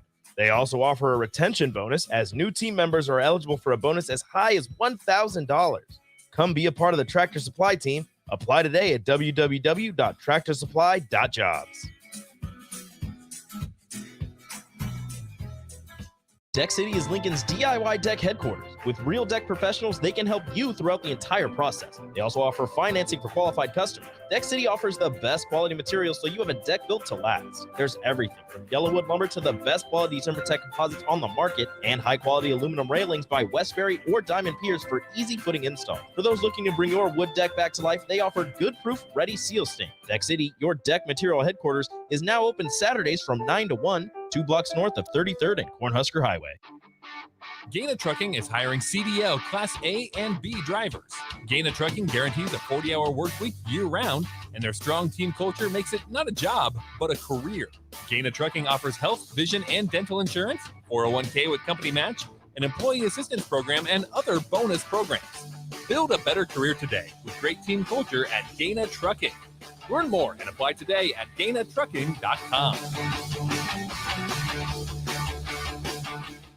Welcome back, Husker fans. Eustace Body Shop is happy to welcome the best fans in college football back to Lincoln. With Gold Class certified service, OEM parts, and free loaner cars, Eustace Body Shop can call the right plays to keep you in the game. Whether it's in Lincoln at 88th and Highway 2 or at any of our other 5 locations across Nebraska, Eustace Body Shop can help get you back on the road. Go Big Red. The most recommended Eustace Body Shop. That's who we are. Serve Nebraska believes that volunteers are part of what makes Nebraska great. Each year, the Step Forward Awards honors volunteers from across the state who serve their communities in outstanding ways. In the interest of safety, the 2021 Step Forward Awards is moving to a virtual space. Help us celebrate volunteerism and thank volunteers for all they do by tuning in to the 2021 Virtual Step Forward Awards. Visit serve.nebraska.gov. Paid for by Serve Nebraska, aired with the Nebraska Broadcasters Association and this station. Ready for this? 1, 2, 3, up. At Madonna Rehabilitation Hospitals, success in rehabilitation is measured in breakthroughs. Taking a step after a brain injury, feeling reassurance after a spinal trauma, saying a word after a stroke. We bring hope and healing to adults and children through clinical expertise, cutting-edge research, and innovative technology. After traumatic illness and injury, when some might say, I can't, at Madonna we work hard to say, now you can. Learn more at madonna.org. Wake up, Lincoln. Come on, it's 6 o'clock. Rise and shine, rise and shine. It's time for Early Break with Sip and Jake. Live from the Coppel Chevrolet GMC studios in the heart of Lincoln, America. Here's 93.7 The Ticket's Jake Sorensen. Did seem kind of meh. And the Lincoln Journal-Star's Steve Sipple. Surprisingly good. This is Early Break with Sip and Jake. As Martinez ad-libbing early, going deep. Toure makes the catch. Samori Toure inside the 10, keeps his feet down to the 5. And here's Yan, the former walk-on, makes a move on Bergen. Here comes Yan across midfield. Jaquez Yan inside the 20. Stick arming his way out of bounds near the 5-yard line. On 1st and goal. Johnson, 2-touchdown night. Huskers add on. First possession here in the second half for Martinez. It's a toss to Betts, and Betts is gone.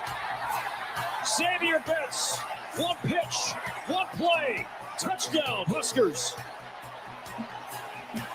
Martinez looking towards the end zone. Toure, touchdown Nebraska. It was more of don't let up, continue to press on the gas. We're not done. We got to go out there and continue to do our jobs. And that conversation happened when it was 21-0 at halftime and even in the third quarter. So there's no place like this. It's special. These fans deserve a team that plays the way we played tonight. I couldn't find one empty seat in the stadium, even all the way up on the balcony on the east side. So thank you again to Nebraska fans, and we're going to keep working to play. Welcome back to Hour 2 on a Victory Monday. Steve Sipple, Jake Sorensen, Early Break. Fun show so far. You got the podcast at theticketfm.com. You can always call or text us 402-464-5685. Nebraska 56-7. Curb stomping of the Purple People Eaters.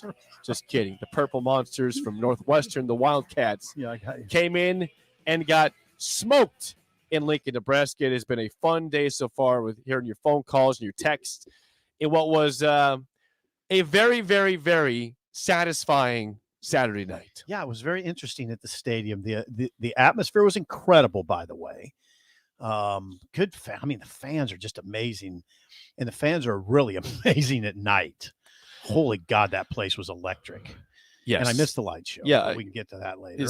Sip missed the light show. Yeah, I missed the light show because I was writing. You weren't in the bathroom. I was at my computer. I saw the lights go off, and I looked up. They came back on, so I just went back to writing. I didn't see what happened after that. So I missed all the fun, but I was on deadline. I mean, that's the name of your book, though, right? Yeah, the name of my book is I Miss All the Fun. Or I missed all the fun. Yeah. That's such a great name for a book. For my book. Yeah, I missed all the fun. So that was perfect. Anyway, the game was kind of fun to watch. It was interesting as hell. I mean, seeing Jaquez Yant emerge was interesting.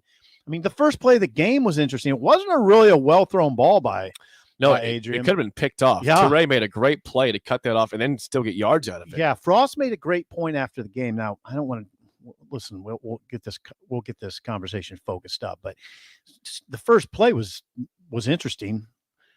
I mean, because it wasn't that well thrown, but Toure made a great play on the ball, like you said, and that's what Frost said after the game. When you have great players, you get that. Guys can make a play on the ball. You know, when they're 6'3" instead of 5'9", that helps too, by the way. And Toure made a great play, and he was off almost to the races. I think he got caught at the 3. 5, I think. Yep. 5. Nebraska went in easily. Johnson had a 4-yard run the next play, and then Adrian stormed in. Yeah, then they did that thing. You see the push in the line? I saw Chancellor Brewington go in motion and hit a guy. I mean, the whole line. Adrian had it was never even a doubt he was in the end zone. Right. So right away, back to the crowd. That got the crowd into it. I thought that it would be the defense that gets the crowd into it. No. Offense strikes. Well, Northwestern deferred. Nebraska said, we want the football. Nebraska said, we want the ball, which has not been the case the last couple of games. They said, we want our defense out there. They said today, I mean, as Frost said, we were confident in going into this game, very confident. Yeah, Frost was really confident. So when you take the ball, that's indicative of, okay, we know our defense is good, but we're going to make a statement with our offense off the bat here. Think about this conversation. Okay, now we can focus it up. Jake, we haven't even mentioned this. What was a lot of the conversation last week? Oh, will Nebraska's emotional tank be dry? Will there be a hangover from that gut punch? I mean, it seems like it's a long time ago, but it's not. That gut punch loss at Michigan State, which was horrifying, right? Horrifying. What happened at the end was horrifying. It was. And what did people worry about? Sometimes teams don't recover from that. Oh God. Well, I think Nebraska must have recovered okay. Right. Something started to click. Because what was the score at the end of the first quarter? 21-7. Yeah. It seems like Nebraska recovered just fine, which is a testament to a lot of different things. Okay. We do a really good job of this fan base of dragging down Scott Frost. When things happen well, we should mention that obviously that program isn't as fragile as maybe we think, right? Because first of all, we have to do a better job of listening to ourselves. First of all, there was no residual of impact from the Michigan State game, apparently. It didn't look like it at all. In fact, during the game, it didn't look like it. And Frost saying after the game, he was never more confident in his team than going into this game. Okay. What does that suggest? Leadership, lack of fragility. Right. I mean, they came out roaring in that game, confident. Okay. I think that's really telling for the program. They're getting better. They're getting better. And not only that, okay, now we're talking, what are we talking about? Again, listen to yourself. Oh, it's going to be a close game against the 9th ranked team in the country. Oh, it's going to be close. I fully expect a close game. Because Nebraska's gotten to the point where I think they're sort of building trust a little bit. Now, as we mentioned in the break, though, Jake, those things that you are concerned about didn't really have to come through. True. And I'm talking mainly about special teams. Connor Culp didn't have to hit a field goal in this game. Okay? He didn't have to. They only punted once. 84-yarder. Yeah. They're going to have to punt a lot against Michigan. Right. All right. So those units that caused you a lot of heartbreak. Yeah. They weren't pressed in this game. They're going to be pressed on Saturday.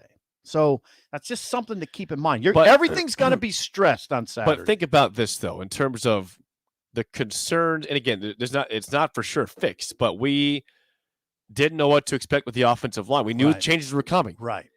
And if those changes, which we saw, again, I will keep saying it as many times as I can. The left side, the new guy is Teddy Prohaska, left tackle. I know he got beat the first play. That Adrian still avoided it. Yeah, Adrian stepped After that, though, Sip, he looked pretty comfortable. Noreen Noelle at left guard. Go watch the film. That guy is an animal. Sip, watch Noelle. Yeah, I got you. Left guard. Oh, they played well on that side.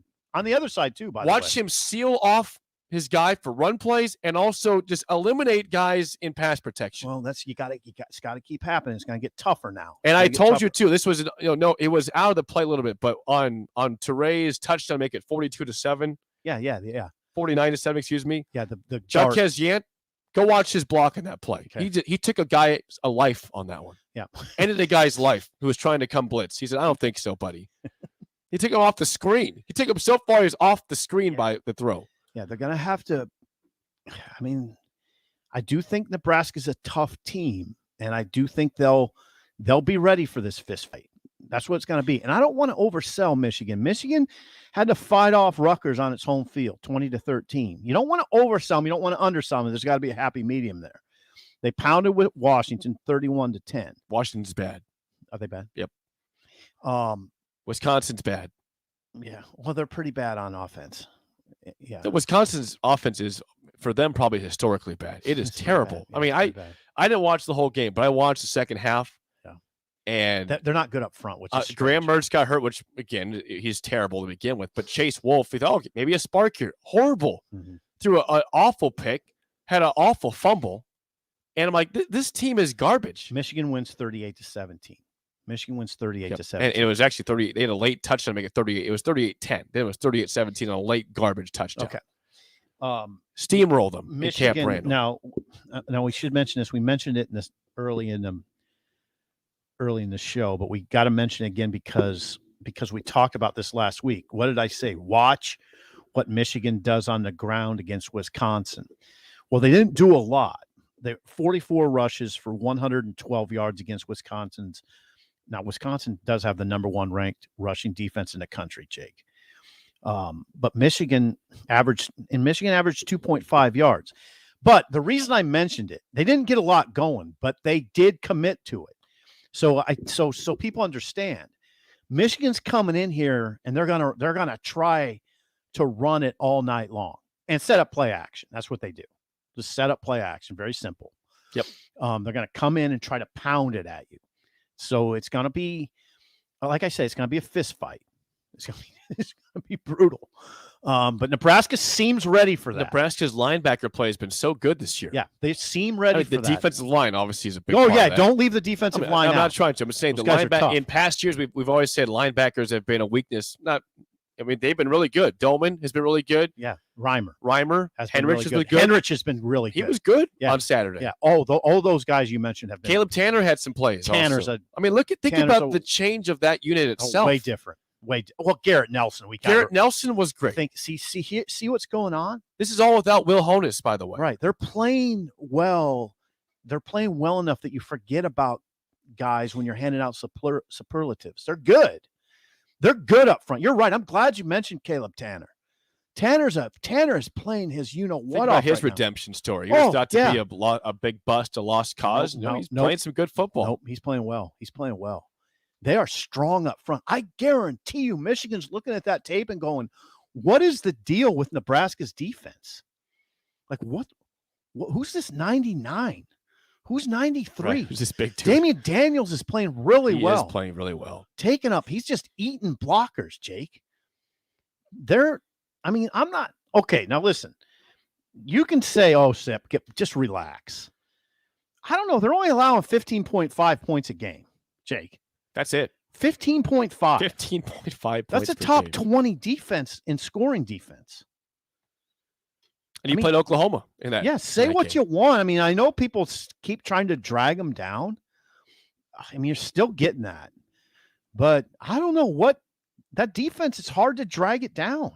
Secondary wasn't great. It wasn't great. Think about that, though. They win 56-7, and we were saying the secondary wasn't great. Yeah, it feels like the Osborne era. We used to do that all the time. Nitpick things in a blowout. Yeah, exactly. It just adds up. Halfway through the season, Nebraska is allowing 15.5 points. That's number 5 in the Big Ten, but number 13 nationally. And think how painful it is to be 3-3 with that. I know. This team is 5-1 good. They are. And they're 3-3 in record. Yeah, they got that. We can talk about that. They can't think about that. No, they can't think. What happens happened. It already happened. You can control what's going forward now. God, I'm just glad that feeling I had at Oklahoma is correct, because it really. I felt the same way. Yeah, because you into the first quarter. By the end, I was like, wait a second. I said they're gonna. This is gonna be a game. Yeah. I was like, wait a second. They definitely belong on the same field. Oklahoma scored their first drive, but it took them a long time. Like there wasn't the big broken play defensively. It took them a long time to score the first. And then you got strong verification at Michigan State, where you're like, okay, second half. Look what Nebraska did to Michigan State in the second half. Michigan State did not get a first down in the second half. They did not get a first down in the second half.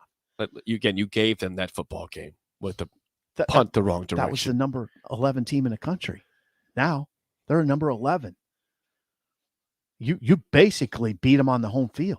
You pointed out earlier, and this is imperative, and I'm glad that you mentioned Scott Frost's tenor, his tone in post game. But think about last year, Nebraska beat Penn State. They came back the next week trying to get 2 in a row against Illinois and got blasted. This is a one game. You got to come back and play a whole new game next week. Frost was salty in the post game. I'm glad he was salty. Yeah, he was salty. Prove that you still have to prove some things. That was a nice win, but now go prove it against a top 10 team on your home field. You had a chance against a good team, Michigan State, 2 weeks ago, and you blew it.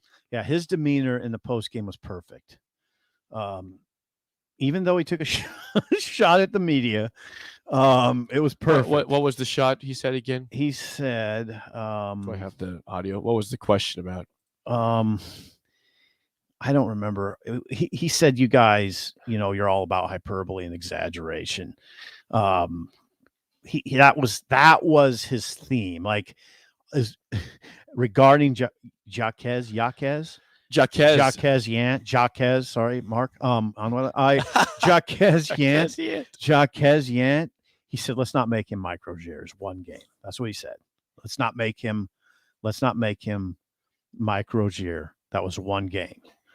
Let me see if I can find what he said. Oh, here's what he said. Frost. Oh, yeah, this is what he said. We have a lot of work to do. This was one game. This is a world of, particularly for you guys in the press, exaggeration and hyperbole. But this is what I know this group can do because we have talented guys in a lot of places. It's a good first step, but we still have a lot of work to do. That's good. That's perfect. And now the only thing I would say, it's not a first step. They've taken first steps. They took a first step. I'd say, against Buffalo. I mean, that's what respectable max school. Yeah. Yeah. And drilled them. I mean, just drilled them, really. I mean, I know what the final was 28-3, but we all know that game was 42-3. Well, the offensive line wasn't great in that ball game. No, it wasn't. Wasn't. Adrian saved their bacon several times, you're right. including that long run he had. Right. Where he should have been sacked 3 times. Right. Yeah. So Frost knows that people will go overboard talking about this Northwestern game. And he also knows what's ahead, that Michigan is serious. And they're so serious up front on defense. That's an active, tough. I mean, come on, it's gonna be rough. I'm just thinking about the picture if Nebraska beats Michigan. Well, the picture right away is interesting because you think it can happen. I think it can happen. Yeah, I don't know that I'll pick Nebraska. It's too early to say, but I'm not gonna pick anybody by more than 4. I sit here pretty confident in Nebraska win Saturday, which sounds weird. I know I'm the pessimist in the show. Yeah, you usually are. But they Why, played though? really good football this year. I feel like if they don't mess up the offensive line and go back to what they were doing, if they say this is what we have, if you keep Prohaska left tackle and Noelle at left guard and Corcoran right tackle, they will. That unit worked. It worked, and I expect they'll have some. Some issues against Michigan, which is a good defensive line. They won't be as dominant as they were against Northwestern by any means, or dominant at all. They'll be lucky to score 28. But I just feel like they found this offense feels like, hey, we found something with that line up there. With that line, with those dudes, they feel like they can score points now. Well, there's more than that. It starts with the line, though, Sip. It does. It does, Jake. Every You're right. good offense starts with the offensive line. It absolutely starts with the line. I think that you can't understate the importance of that option game because as well as Nebraska played up front in this game, they're still not great up front, but the option game takes a little pressure off those guys, Jake. They can get out on the perimeter. It gives defenses something else to think about. Yep. I mean, yeah, that'd be tough to defend. And Nebraska, it's not now what Nebraska's done.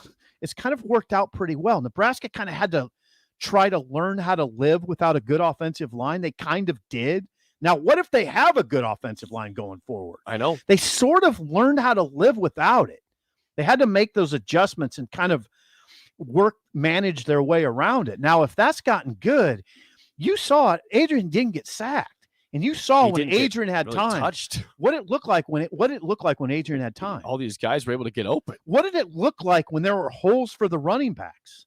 400 plus yards rushing. That's what it looked like. Yeah. What did Jacques Yant look like going through there?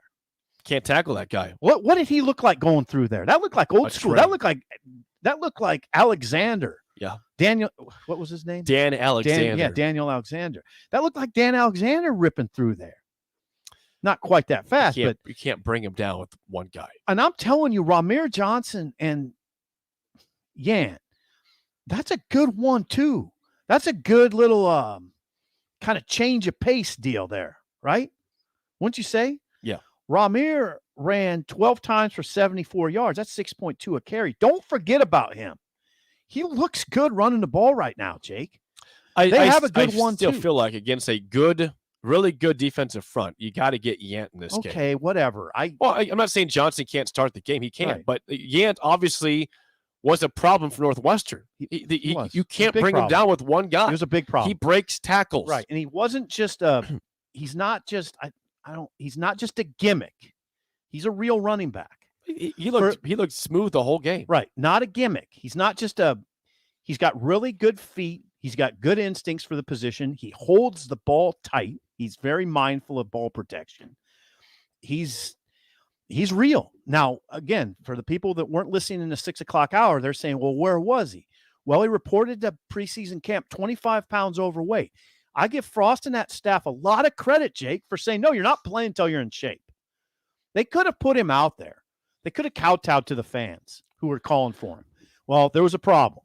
He was 25 pounds overweight, and they said you're not playing until you're in Big Ten shape. Now he's ready. Yeah, now he's ready. I just did some math before we get to break. Jaquez Yant, he had 9.8 yards of carry with the 64-yard run. If you take that run out on his 12 different carries, he still averaged 5.5 yards a pop. He's real. I love the wasn't combo. Just the big run. I love the combo, and I love the fact that Nebraska, we didn't even mention this, had its full complement of receivers. Full complement. You had Oliver Martin back. Now, he only got targeted twice for 18 yards, caught 2 passes for 18 yards, targeted twice. He adds a lot. He adds a lot to that core. And that core, with Manning going and Betts going and Teray going, you didn't even need Vokalek and Allen in that game. And those guys are good. Yep. Michigan is watching this tape going, wait a second, what's the deal? This team, they got a team over there. Yeah, what's the deal with this? They got a squad. Yeah, now they're watching it, probably going, why are they 3-3? Yep, that's. But Harbaugh is saying, no, I don't care what their record is. Look at them, guys. Just look at that team. Dominic Raiola is next on Early Break on the Ticket. Last thing before break, guys, it's getting darker and colder outside every day. That means your time playing golf, tennis, whatever you do outside is getting limited, but you can always find things to do inside, including craft axe throwing in Lincoln. They're open 7 days a week from 4 to 9 p.m. on Monday through Thursday, from noon to 11 on Friday, Saturday, and from noon to 9 on Sunday. Parties and events are welcome anytime. For more information, call them at 402-802-9696 or go to craftaxethrowing.com. That's Craft Axe Throwing, 18th and N in Lincoln. Hi, Sean Callahan here. In 2013, I first came across Koppel Chevrolet GMC in Louisville, and I've been a customer ever since. What's kept me coming back to Koppel is the people. Oftentimes, owner Bob Koppel and his son Brandon are right there with you in the showroom, walking you through the process. There's no runaround at Koppel. It's a hardworking Nebraska company built on honest, small-town values. So make that short drive to Louisville or visit them online at koppelcars.com. Welcome back, Husker fans. Eustace Body Shop is happy to welcome the best fans in college football back to Lincoln. With Gold Class certified service, OEM parts, and free loaner cars, Eustace Body Shop can call the right plays to keep you in the game. Whether it's in Lincoln at 88th and Highway 2 or at any of our other 5 locations across Nebraska, Eustace Body Shop can help get you back on the road. Go Big Red. The most recommended Eustace Body Shop. That's who we are. Rosie's Sports Bar and Grill has been your go-to in South Lincoln for years, and their second location in downtown Lincoln is now open. Rosie's downtown spot is Lincoln's premier Nebraska party bar with the Sidetrack Band every Friday night of home games and all day for Nebraska home football games. With 34 TVs that are 65 inches or bigger, you'll always have a great view for all the games. Make sure to check out the new Rosie Sports Bar and Grill, now open in downtown Lincoln at 10th and P. Gaina Trucking is hiring CDL Class A and B drivers. Gaina Trucking guarantees a 40-hour work week year-round, and their strong team culture makes it not a job, but a career. Gaina Trucking offers health, vision, and dental insurance, 401k with company match, an employee assistance program, and other bonus programs. Build a better career today with great team culture at Gaina Trucking. Learn more and apply today at GainaTrucking.com. This is Brad Moline, president of Allo Communications. I'm proud to say that Allo is supporting the FCC's Emergency Broadband Benefit Program.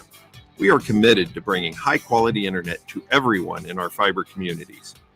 If you qualify for federal support or have been financially impacted during the pandemic, you may receive free 500 megabit internet from Allo. To find out more, please stop by the Allo store or go to allofiber.com/EBB. Ready for this? 1, 2, 3, up. At Madonna Rehabilitation Hospitals, success in rehabilitation is measured in breakthroughs. Taking a step after a brain injury, feeling reassurance after a spinal trauma, saying a word after a stroke. We bring hope and healing to adults and children through clinical expertise, cutting-edge research, and innovative technology. After traumatic illness and injury, when some might say, I can't, at Madonna we work hard to say, now you can. Learn more at madonna.org. Work out your stress and get back to feeling great at Planet Fitness. It's a great time to do your own thing. Now through October 13th, join for just $1 down, $10 a month, cancel anytime, and get back to a routine that's right for you with tons of equipment and free fitness training in our clean and spacious clubs. Plus, check out the crowd meter in our free PF app for the best time to visit. Join today for $1 down, $10 a month, and cancel anytime. Hurry, deal ends October 13th. See club for details. Anybody who knows me knows I was cocky out of the womb. Is Early Break with Sip and Jake, brought to you by Gaina Trucking.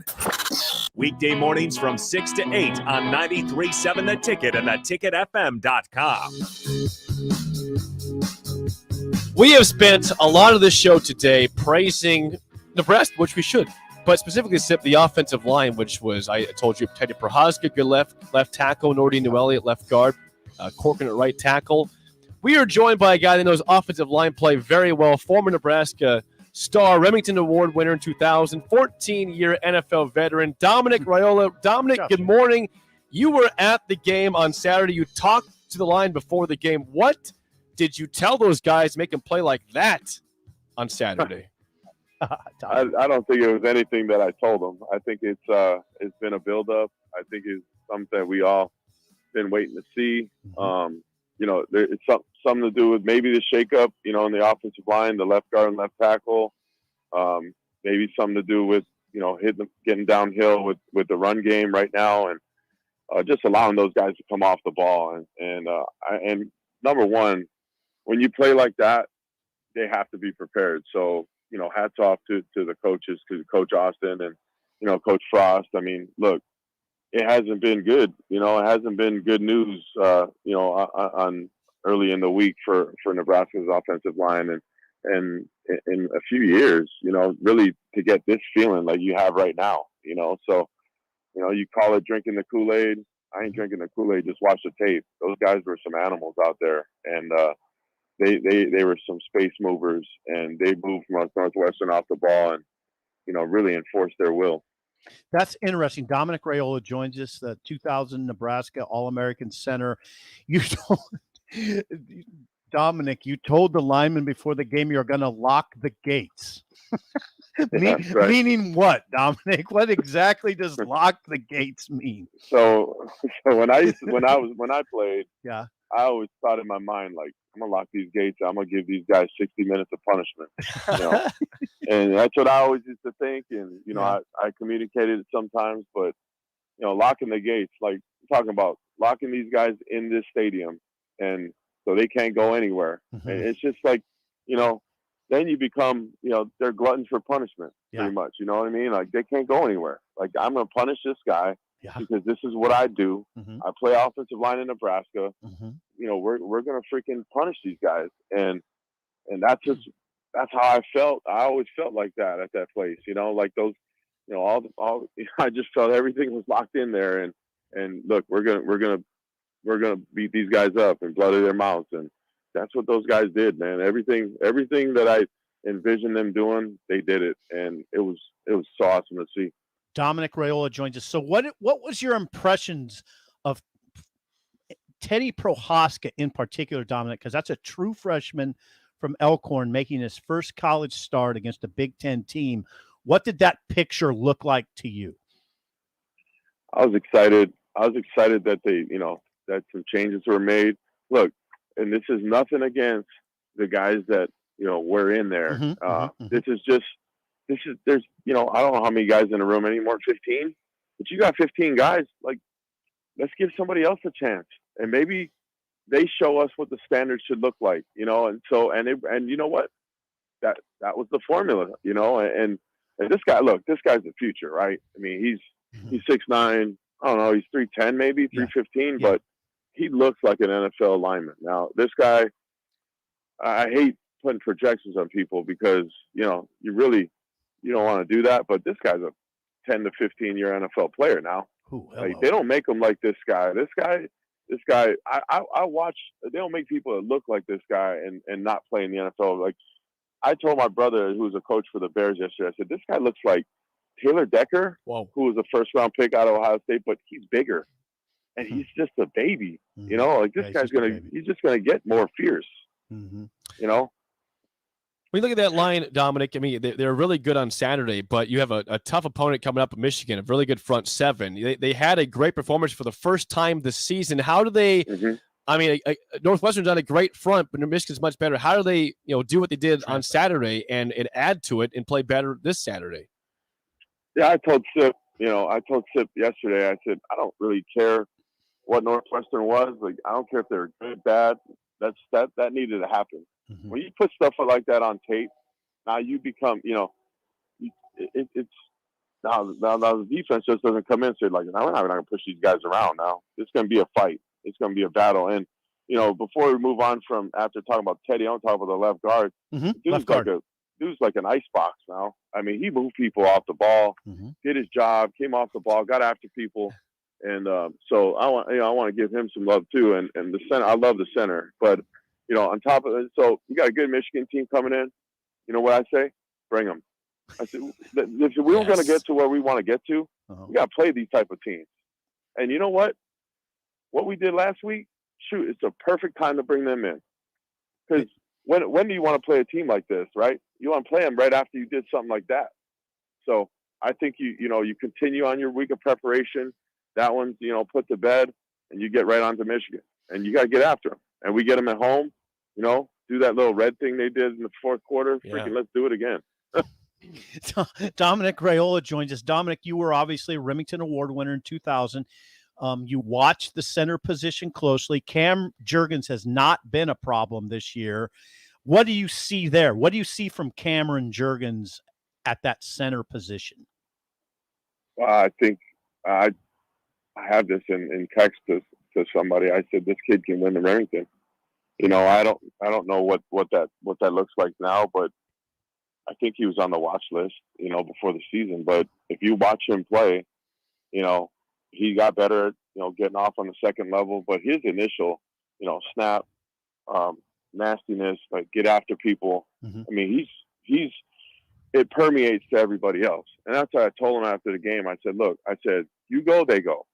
Right. And like, I just feel like in offensive line play, you know, yeah, you need all five guys to go, but you know, you go, the center goes, they're going to go. They're going to follow you. You know, I just feel like that he's that kind of guy. You know, he's just radiant. I mean, he brings a lot of energy. You know, like he's the standard, right? He's the standard in that group, in that room.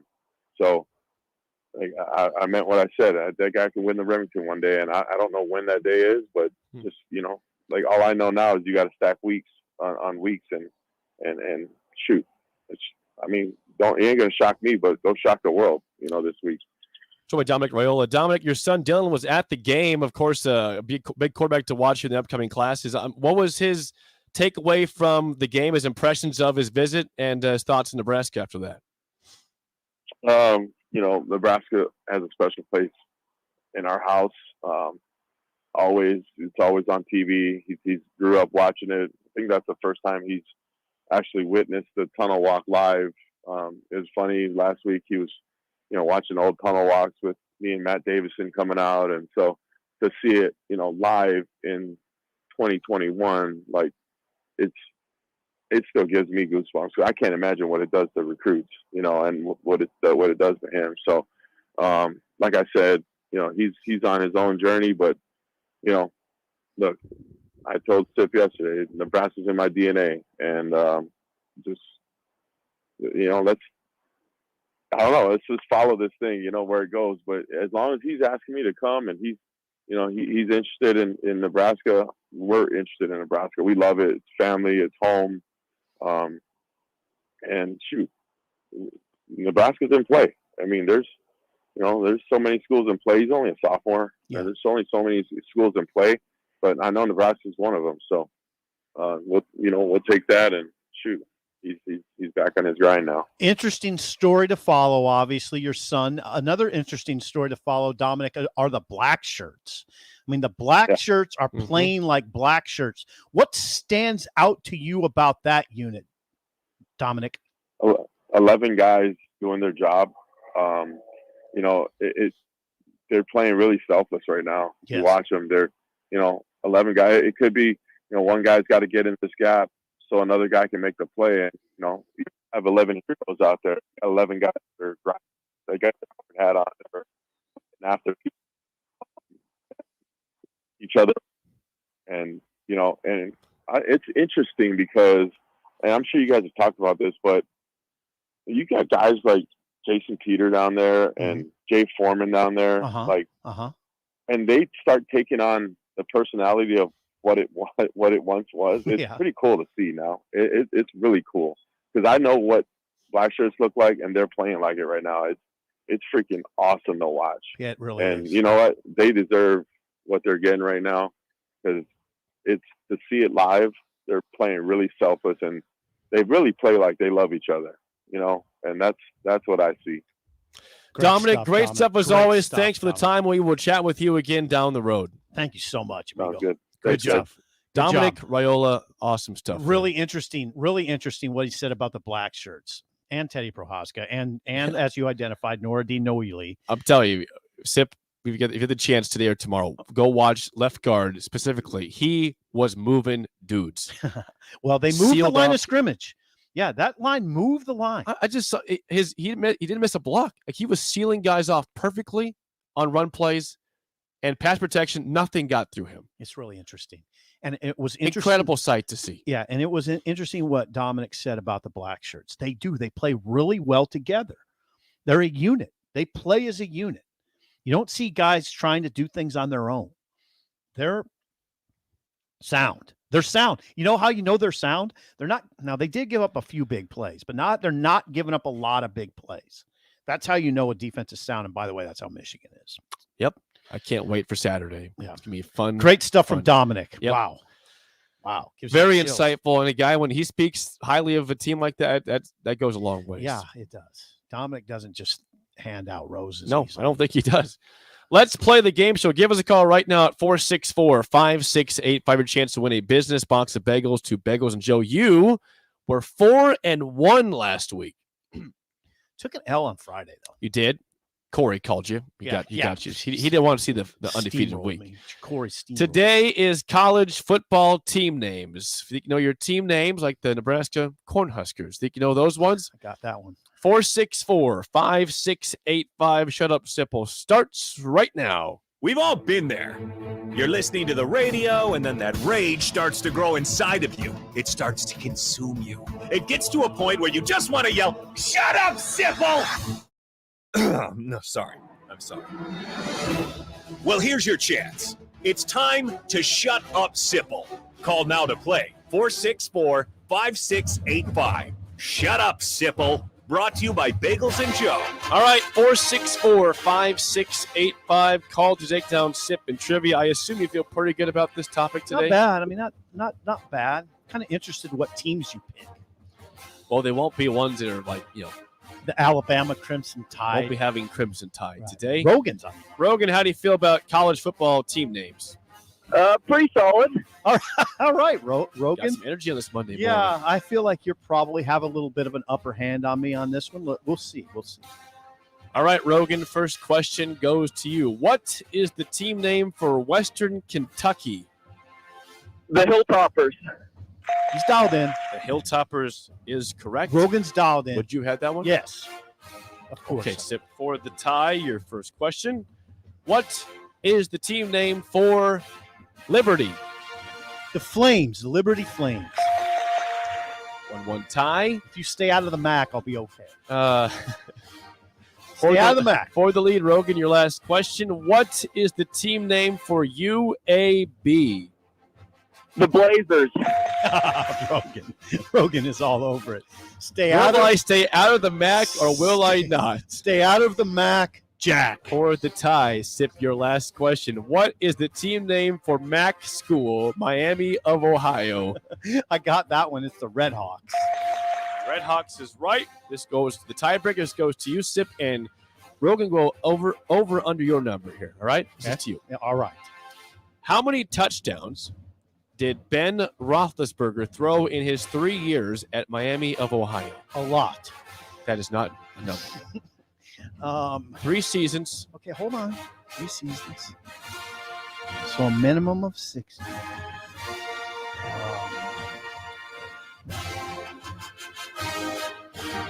5 seconds. 5, 4, 3. I'll say 74. Okay. Over, under 74. Rogan for the win. I'll go over. How about 84? 84 touchdowns and 34 interceptions. So that's a win today for Rogan. Oh, that hurts. Thanks for calling, and we'll get you bagels and call in down the road. Thank you. Yeah, thank you, Rogan. Today. Rogan, that hurts, Jake. If I get to overtime, I always like to think I'm a good overtime team. Didn't get it done. That was fun, though. That was a fun game. He got I got the Mac. Right. Yeah, he got the Mac. It's those directional Michigans that I don't know. I know. Listen, I'd be the same way. I get confused. Yeah. Central Michigan, Chippewas. Yep. Keep going. What else you got? Eastern Michigan. Eastern. I have no earthly idea. Yes. Eastern Michigan. Wildcats. No. What is it? Eagles. Eagles. Didn't know that one. Western Michigan. Catamounts. I think they're the Broncos. Yeah, that's probably right. I think you're right. Broncos. Yeah, I think you're right. Well, Catamounts is awful. That'd be in Vermont. Right, Vermont Catamounts. Yeah. So Are you sure about that? there's another Catamount somewhere. Are you sure it's the Vermont Catamounts? Yeah. Are you sure about that? Yes. One? Okay. There's another Catamount somewhere in college sports as well. There are. It's not just Vermont, but Vermont is the Catamounts. Well, good job by Rogan. Good game show. Good show. Pretty Great good. interview by Dominic. Yes, Dominic. If you missed any of that, if you just tuned in, check out the interview with Dominic Raiola. He was awesome, as usual. But offensive line play, his son Dylan, and the Black Shirts as well. But up next to end things is the spillover with Connor Happer and Mike Schaefer on early break on the ticket. Century Electric is now hiring for experienced licensed electricians. This position will serve around the Lincoln area on both commercial and residential jobs. Century Electric is well established with 40 years in operation and offers a substantial hiring bonus as well as tons of benefits. For more information or to apply, go online to centuryelectric.com and click the careers tab or call them at 402-467-5550. Come work for a great company today with Century Electric, whose commitment is always to their customers. Tractor Supply Distribution Center in Waverly is now hiring for all shifts. They're a 24/7 facility and a clean environment to work in. There's potential to earn up to $25.25 per hour with opportunities for overtime. They also offer a retention bonus as new team members are eligible for a bonus as high as $1,000. Come be a part of the Tractor Supply team. Apply today at www.tractorsupply.jobs. The party is back on in Lincoln this fall, and there's no party like the A1 Automotive Ticket Tailgate pregame show at Tipsy Tina's in the Haymarket. Join the whole ticket crew for 2.5 hours of pregame coverage before every home and away game this football season as they get you ready for the game. It's the A1 Automotive Ticket Tailgate pregame show at Tipsy Tina's in the Haymarket. Sponsored by Farrell's Extreme Body Shaping, Tractor Supply Distribution Center, T.O. Haas Tire and Auto, Planet Fitness, Barnwood and Leather, and Vitalize Health. Are you dragging through each day? Most people are dehydrated or deficient in essential vitamins, minerals, and more. Live Hydration Spa helps you get more out of your life with their IV hydration treatments to help with anti-aging, weight loss, endurance, and more. Their performance packages can help you feel better doing your normal daily routine with boosts of energy and vitality, an increase in immunity, and quicker athletic recovery. Call today for an appointment at 402-413-2042 or walk in at 71st and Pioneers. Live Hydration Spa. With today's Husker Radio Report, I'm Sean Callahan of HuskerOnline.com. With Saturday's 56-7 win over Northwestern, finally the turning point here for this 2021 season, we'll soon find out, but there's no doubt this is one of the better performances Scott Frost's football team has had in a long time. The team is more confident going into this week than they have been all year. They told me that. They said they're more confident who they are right now than when they were 0-0 because they know what kind of team they are and how well they've been playing. But this is the most confident I've been going to a game since I've been at Nebraska. And now the focus is on to Michigan, where linebacker JoJo Domann said this team is really looking forward to another shot at the Wolverines. Yeah, it's literally what you live for. Like, you can't draw it up any better. They got a piece of us last time. I wasn't there. I was injured, but I watched the game, still have a sour taste in our mouth. So we're playing for respect. We're playing to represent Nebraska. We're playing to win. Reporting here with the Nebraska football team in Lincoln, I'm Sean Callahan of HuskerOnline.com. Rosie's Sports Bar and Grill has been your go-to in South Lincoln for years, and their second location in downtown Lincoln is now open. Rosie's downtown spot is Lincoln's premier Nebraska party bar with the Sidetrack Band every Friday night of home games and all day for Nebraska home football games. With 34 TVs that are 65 inches or bigger, you'll always have a great view for all the games.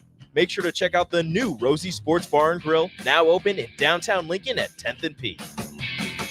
There's not many things worse than having plumbing issues at your home or business, but it's even worse if the problem isn't fixed correctly. Select Plumbing gets it right the first time, and they specialize in several things: general plumbing, water heaters, faucet and fixture repair, sewer and water underground repairs, backflow testing, and more. Keep your property free from leaks and other issues. Call today for a free estimate at 402-560-6197. That's Select Plumbing at 402-560-6197.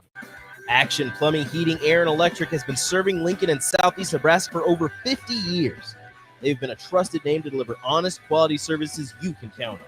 It's always important to know someone you can trust, whether it's for your home or your business. Action is well established and offers convenience and reliability, always committed to a job done right. Give them a call or visit their website at actionlincoln.com. Action, your proud sponsor of the Ticket Postgame Show. This is Lincoln's home for sports talk on the FM dial. Also online at theticketfm.com. On the internet. KNTK FM Firth, 93.7 The Ticket. We're on the air. Back Well, party's starting early today, isn't it? to more of Early Break with Sip and Jay, brought to you by Gaina Trucking. On 93.7 The Ticket and theticketfm.com.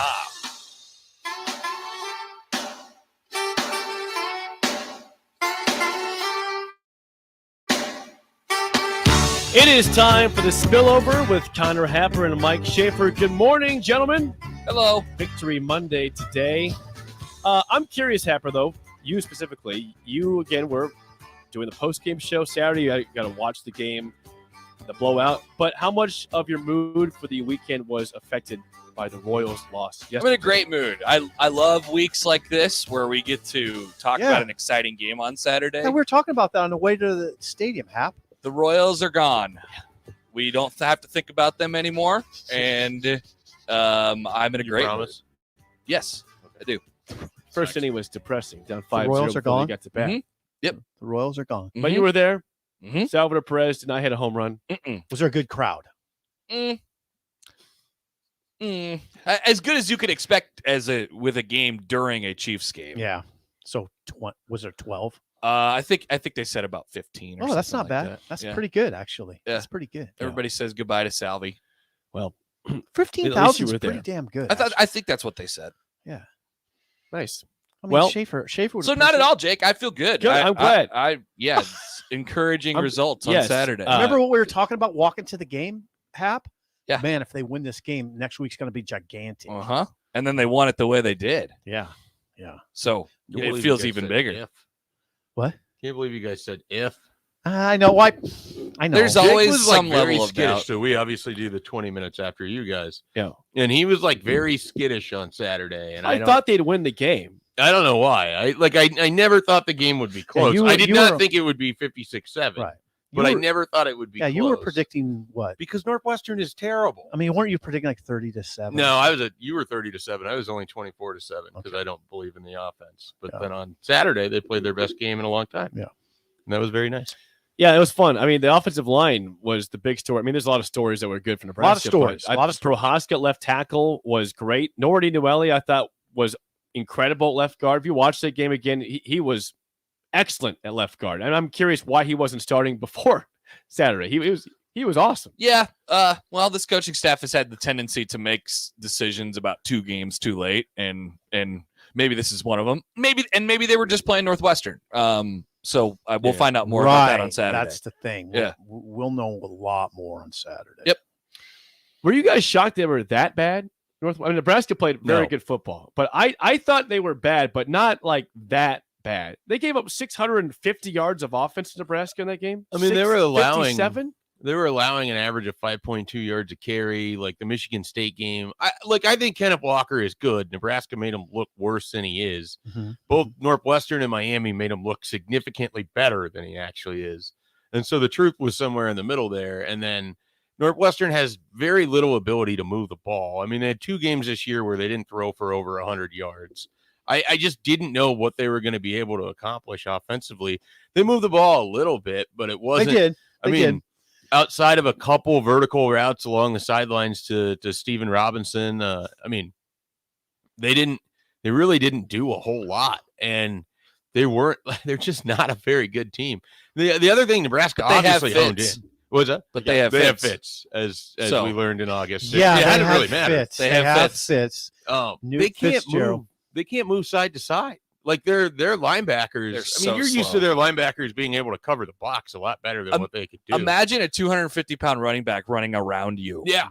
And easily. Not even like it was like it took a ton of effort or strain. He was getting to the edge. I was like, what is happening? It was so that's another reason why I'm a little bit tempering the Jacques Yant thing. Yeah, that's good. It should temper. They were so slow. They were so slow. The important thing I think for Nebraska is that they walk out of that game with just a lot of confidence. Like they feel good about where they at defensively. The offense finally gets a week where it kind of gets to peacock a little bit, I guess, if you will. And obviously it's going to be a very different game against Michigan, but you just have to like at least the mentality. And then the thing that I was struck by, everything went right. Like I can't think of the last time a game in which there wasn't a but other than the other team is bad. When you're hot, you're and hot. Even then, you know what you do when the other team is bad? Exactly what Nebraska did on Saturday. Simple. How many times have you seen Nebraska do what they did on Saturday in the last decade? Not many times. 3? Yeah, 3. Maybe. Like Maryland in 2000. But even then, they had 2 turnovers. It was sort of an ugly 56-14 win or whatever it was. I mean, it just everything. They were so good that Adrian Martinez left the game in the 8-minute mark of the third quarter. They had an 84-yard punt. Yeah, I mean, it's their just only punts at the game. If they would have left Adrian in, they could have put 70+ points on that Northwestern defense. If they wanted to, and I feel like they kind of wanted to for a little bit. I thought so as well. I don't know. I don't know. With Adrian getting hit the week before by Michigan State, like if that hit doesn't happen, if there's not some concern about like, he was going through it. His health. Yeah. I mean, maybe we're talking about an even higher score. I talked about this a little bit on the postgame show, but you get up close to Adrian, he's not healthy. His mouth is like he's got it like rubber banded. You know, I don't know how to now. But in the post game, he looked fine. Was his you fine? Couldn't tell. Yeah, it was perfect.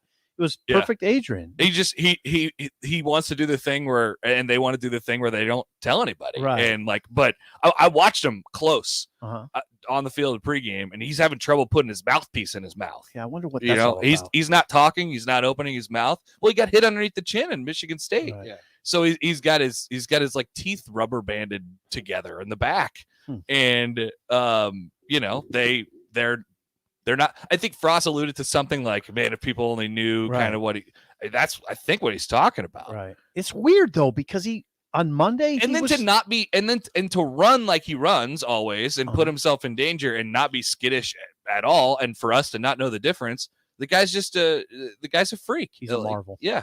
He's a marvel. He threw the ball really well, had protection. Maybe the best pass of his career, that third quarter touchdown. To Toure? Yeah. Yeah. I can't think of a pass. Like beautiful. That pass. ball was beautiful. The location of it, like he ran, like he led him perfect. Very few times I can think of a downfield pass where the ball was absolutely placed perfectly. Yeah, that was a 38-yard touchdown pass to Samori Toure. So I asked before we get out of here, how do we feel about Michigan Saturday? Michigan's 8th ranked team in the country. They're 5-0. They have not trailed this season in any game yet. 1 turnover total, which is the very end of the Wisconsin game. They have not. Did I say they've allowed 1 sack or no sacks? It's one of One or no, yeah, 0 or 1. Yeah. How do we feel? How are we feeling? I like how Nebraska feels. I like the confidence they walk into with the game.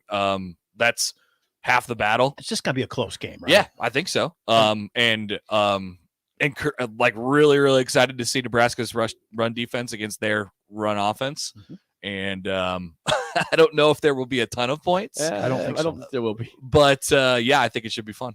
I just look at who Michigan has kind of played this year, and Nebraska is probably the best opponent that they've got so far. If you look at that's it, a good point, Schaefer. As great as they look statistically in that profile, doing it against what they've done, you kind of expect that, you know. Like if you swap schedules, Nebraska could be right where Michigan's at right now in terms of their record. It's interesting because their defense would be able to. Obviously, Nebraska lost to Illinois. That's a caveat. You always have to say that. But we don't talk about that. Yeah, what game are we talking about? Hey, listen to what we say. See, what's interesting about these conversations to me is, I mean, what we're saying. I mean, we're saying that Nebraska's good, almost on equal footing with a top 10 team.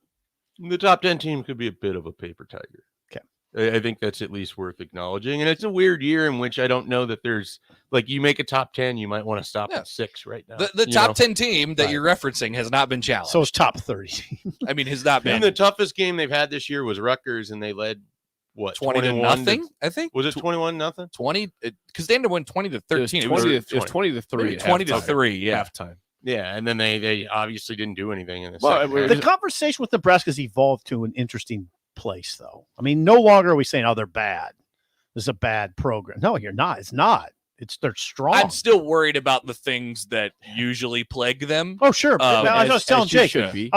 If they get stressed, they weren't stressed on Saturday. Right. Now they're going to get stressed in this game, and will those things pop up again? Of course, because they're going to. Well, be you're going to have to stressed. punt more than one time. Yeah, you're going to probably punt 5 times, 6 field times. goals too. They're going to. Yeah, Colt might have to make a critical field goal. So the thing, they were not stressed.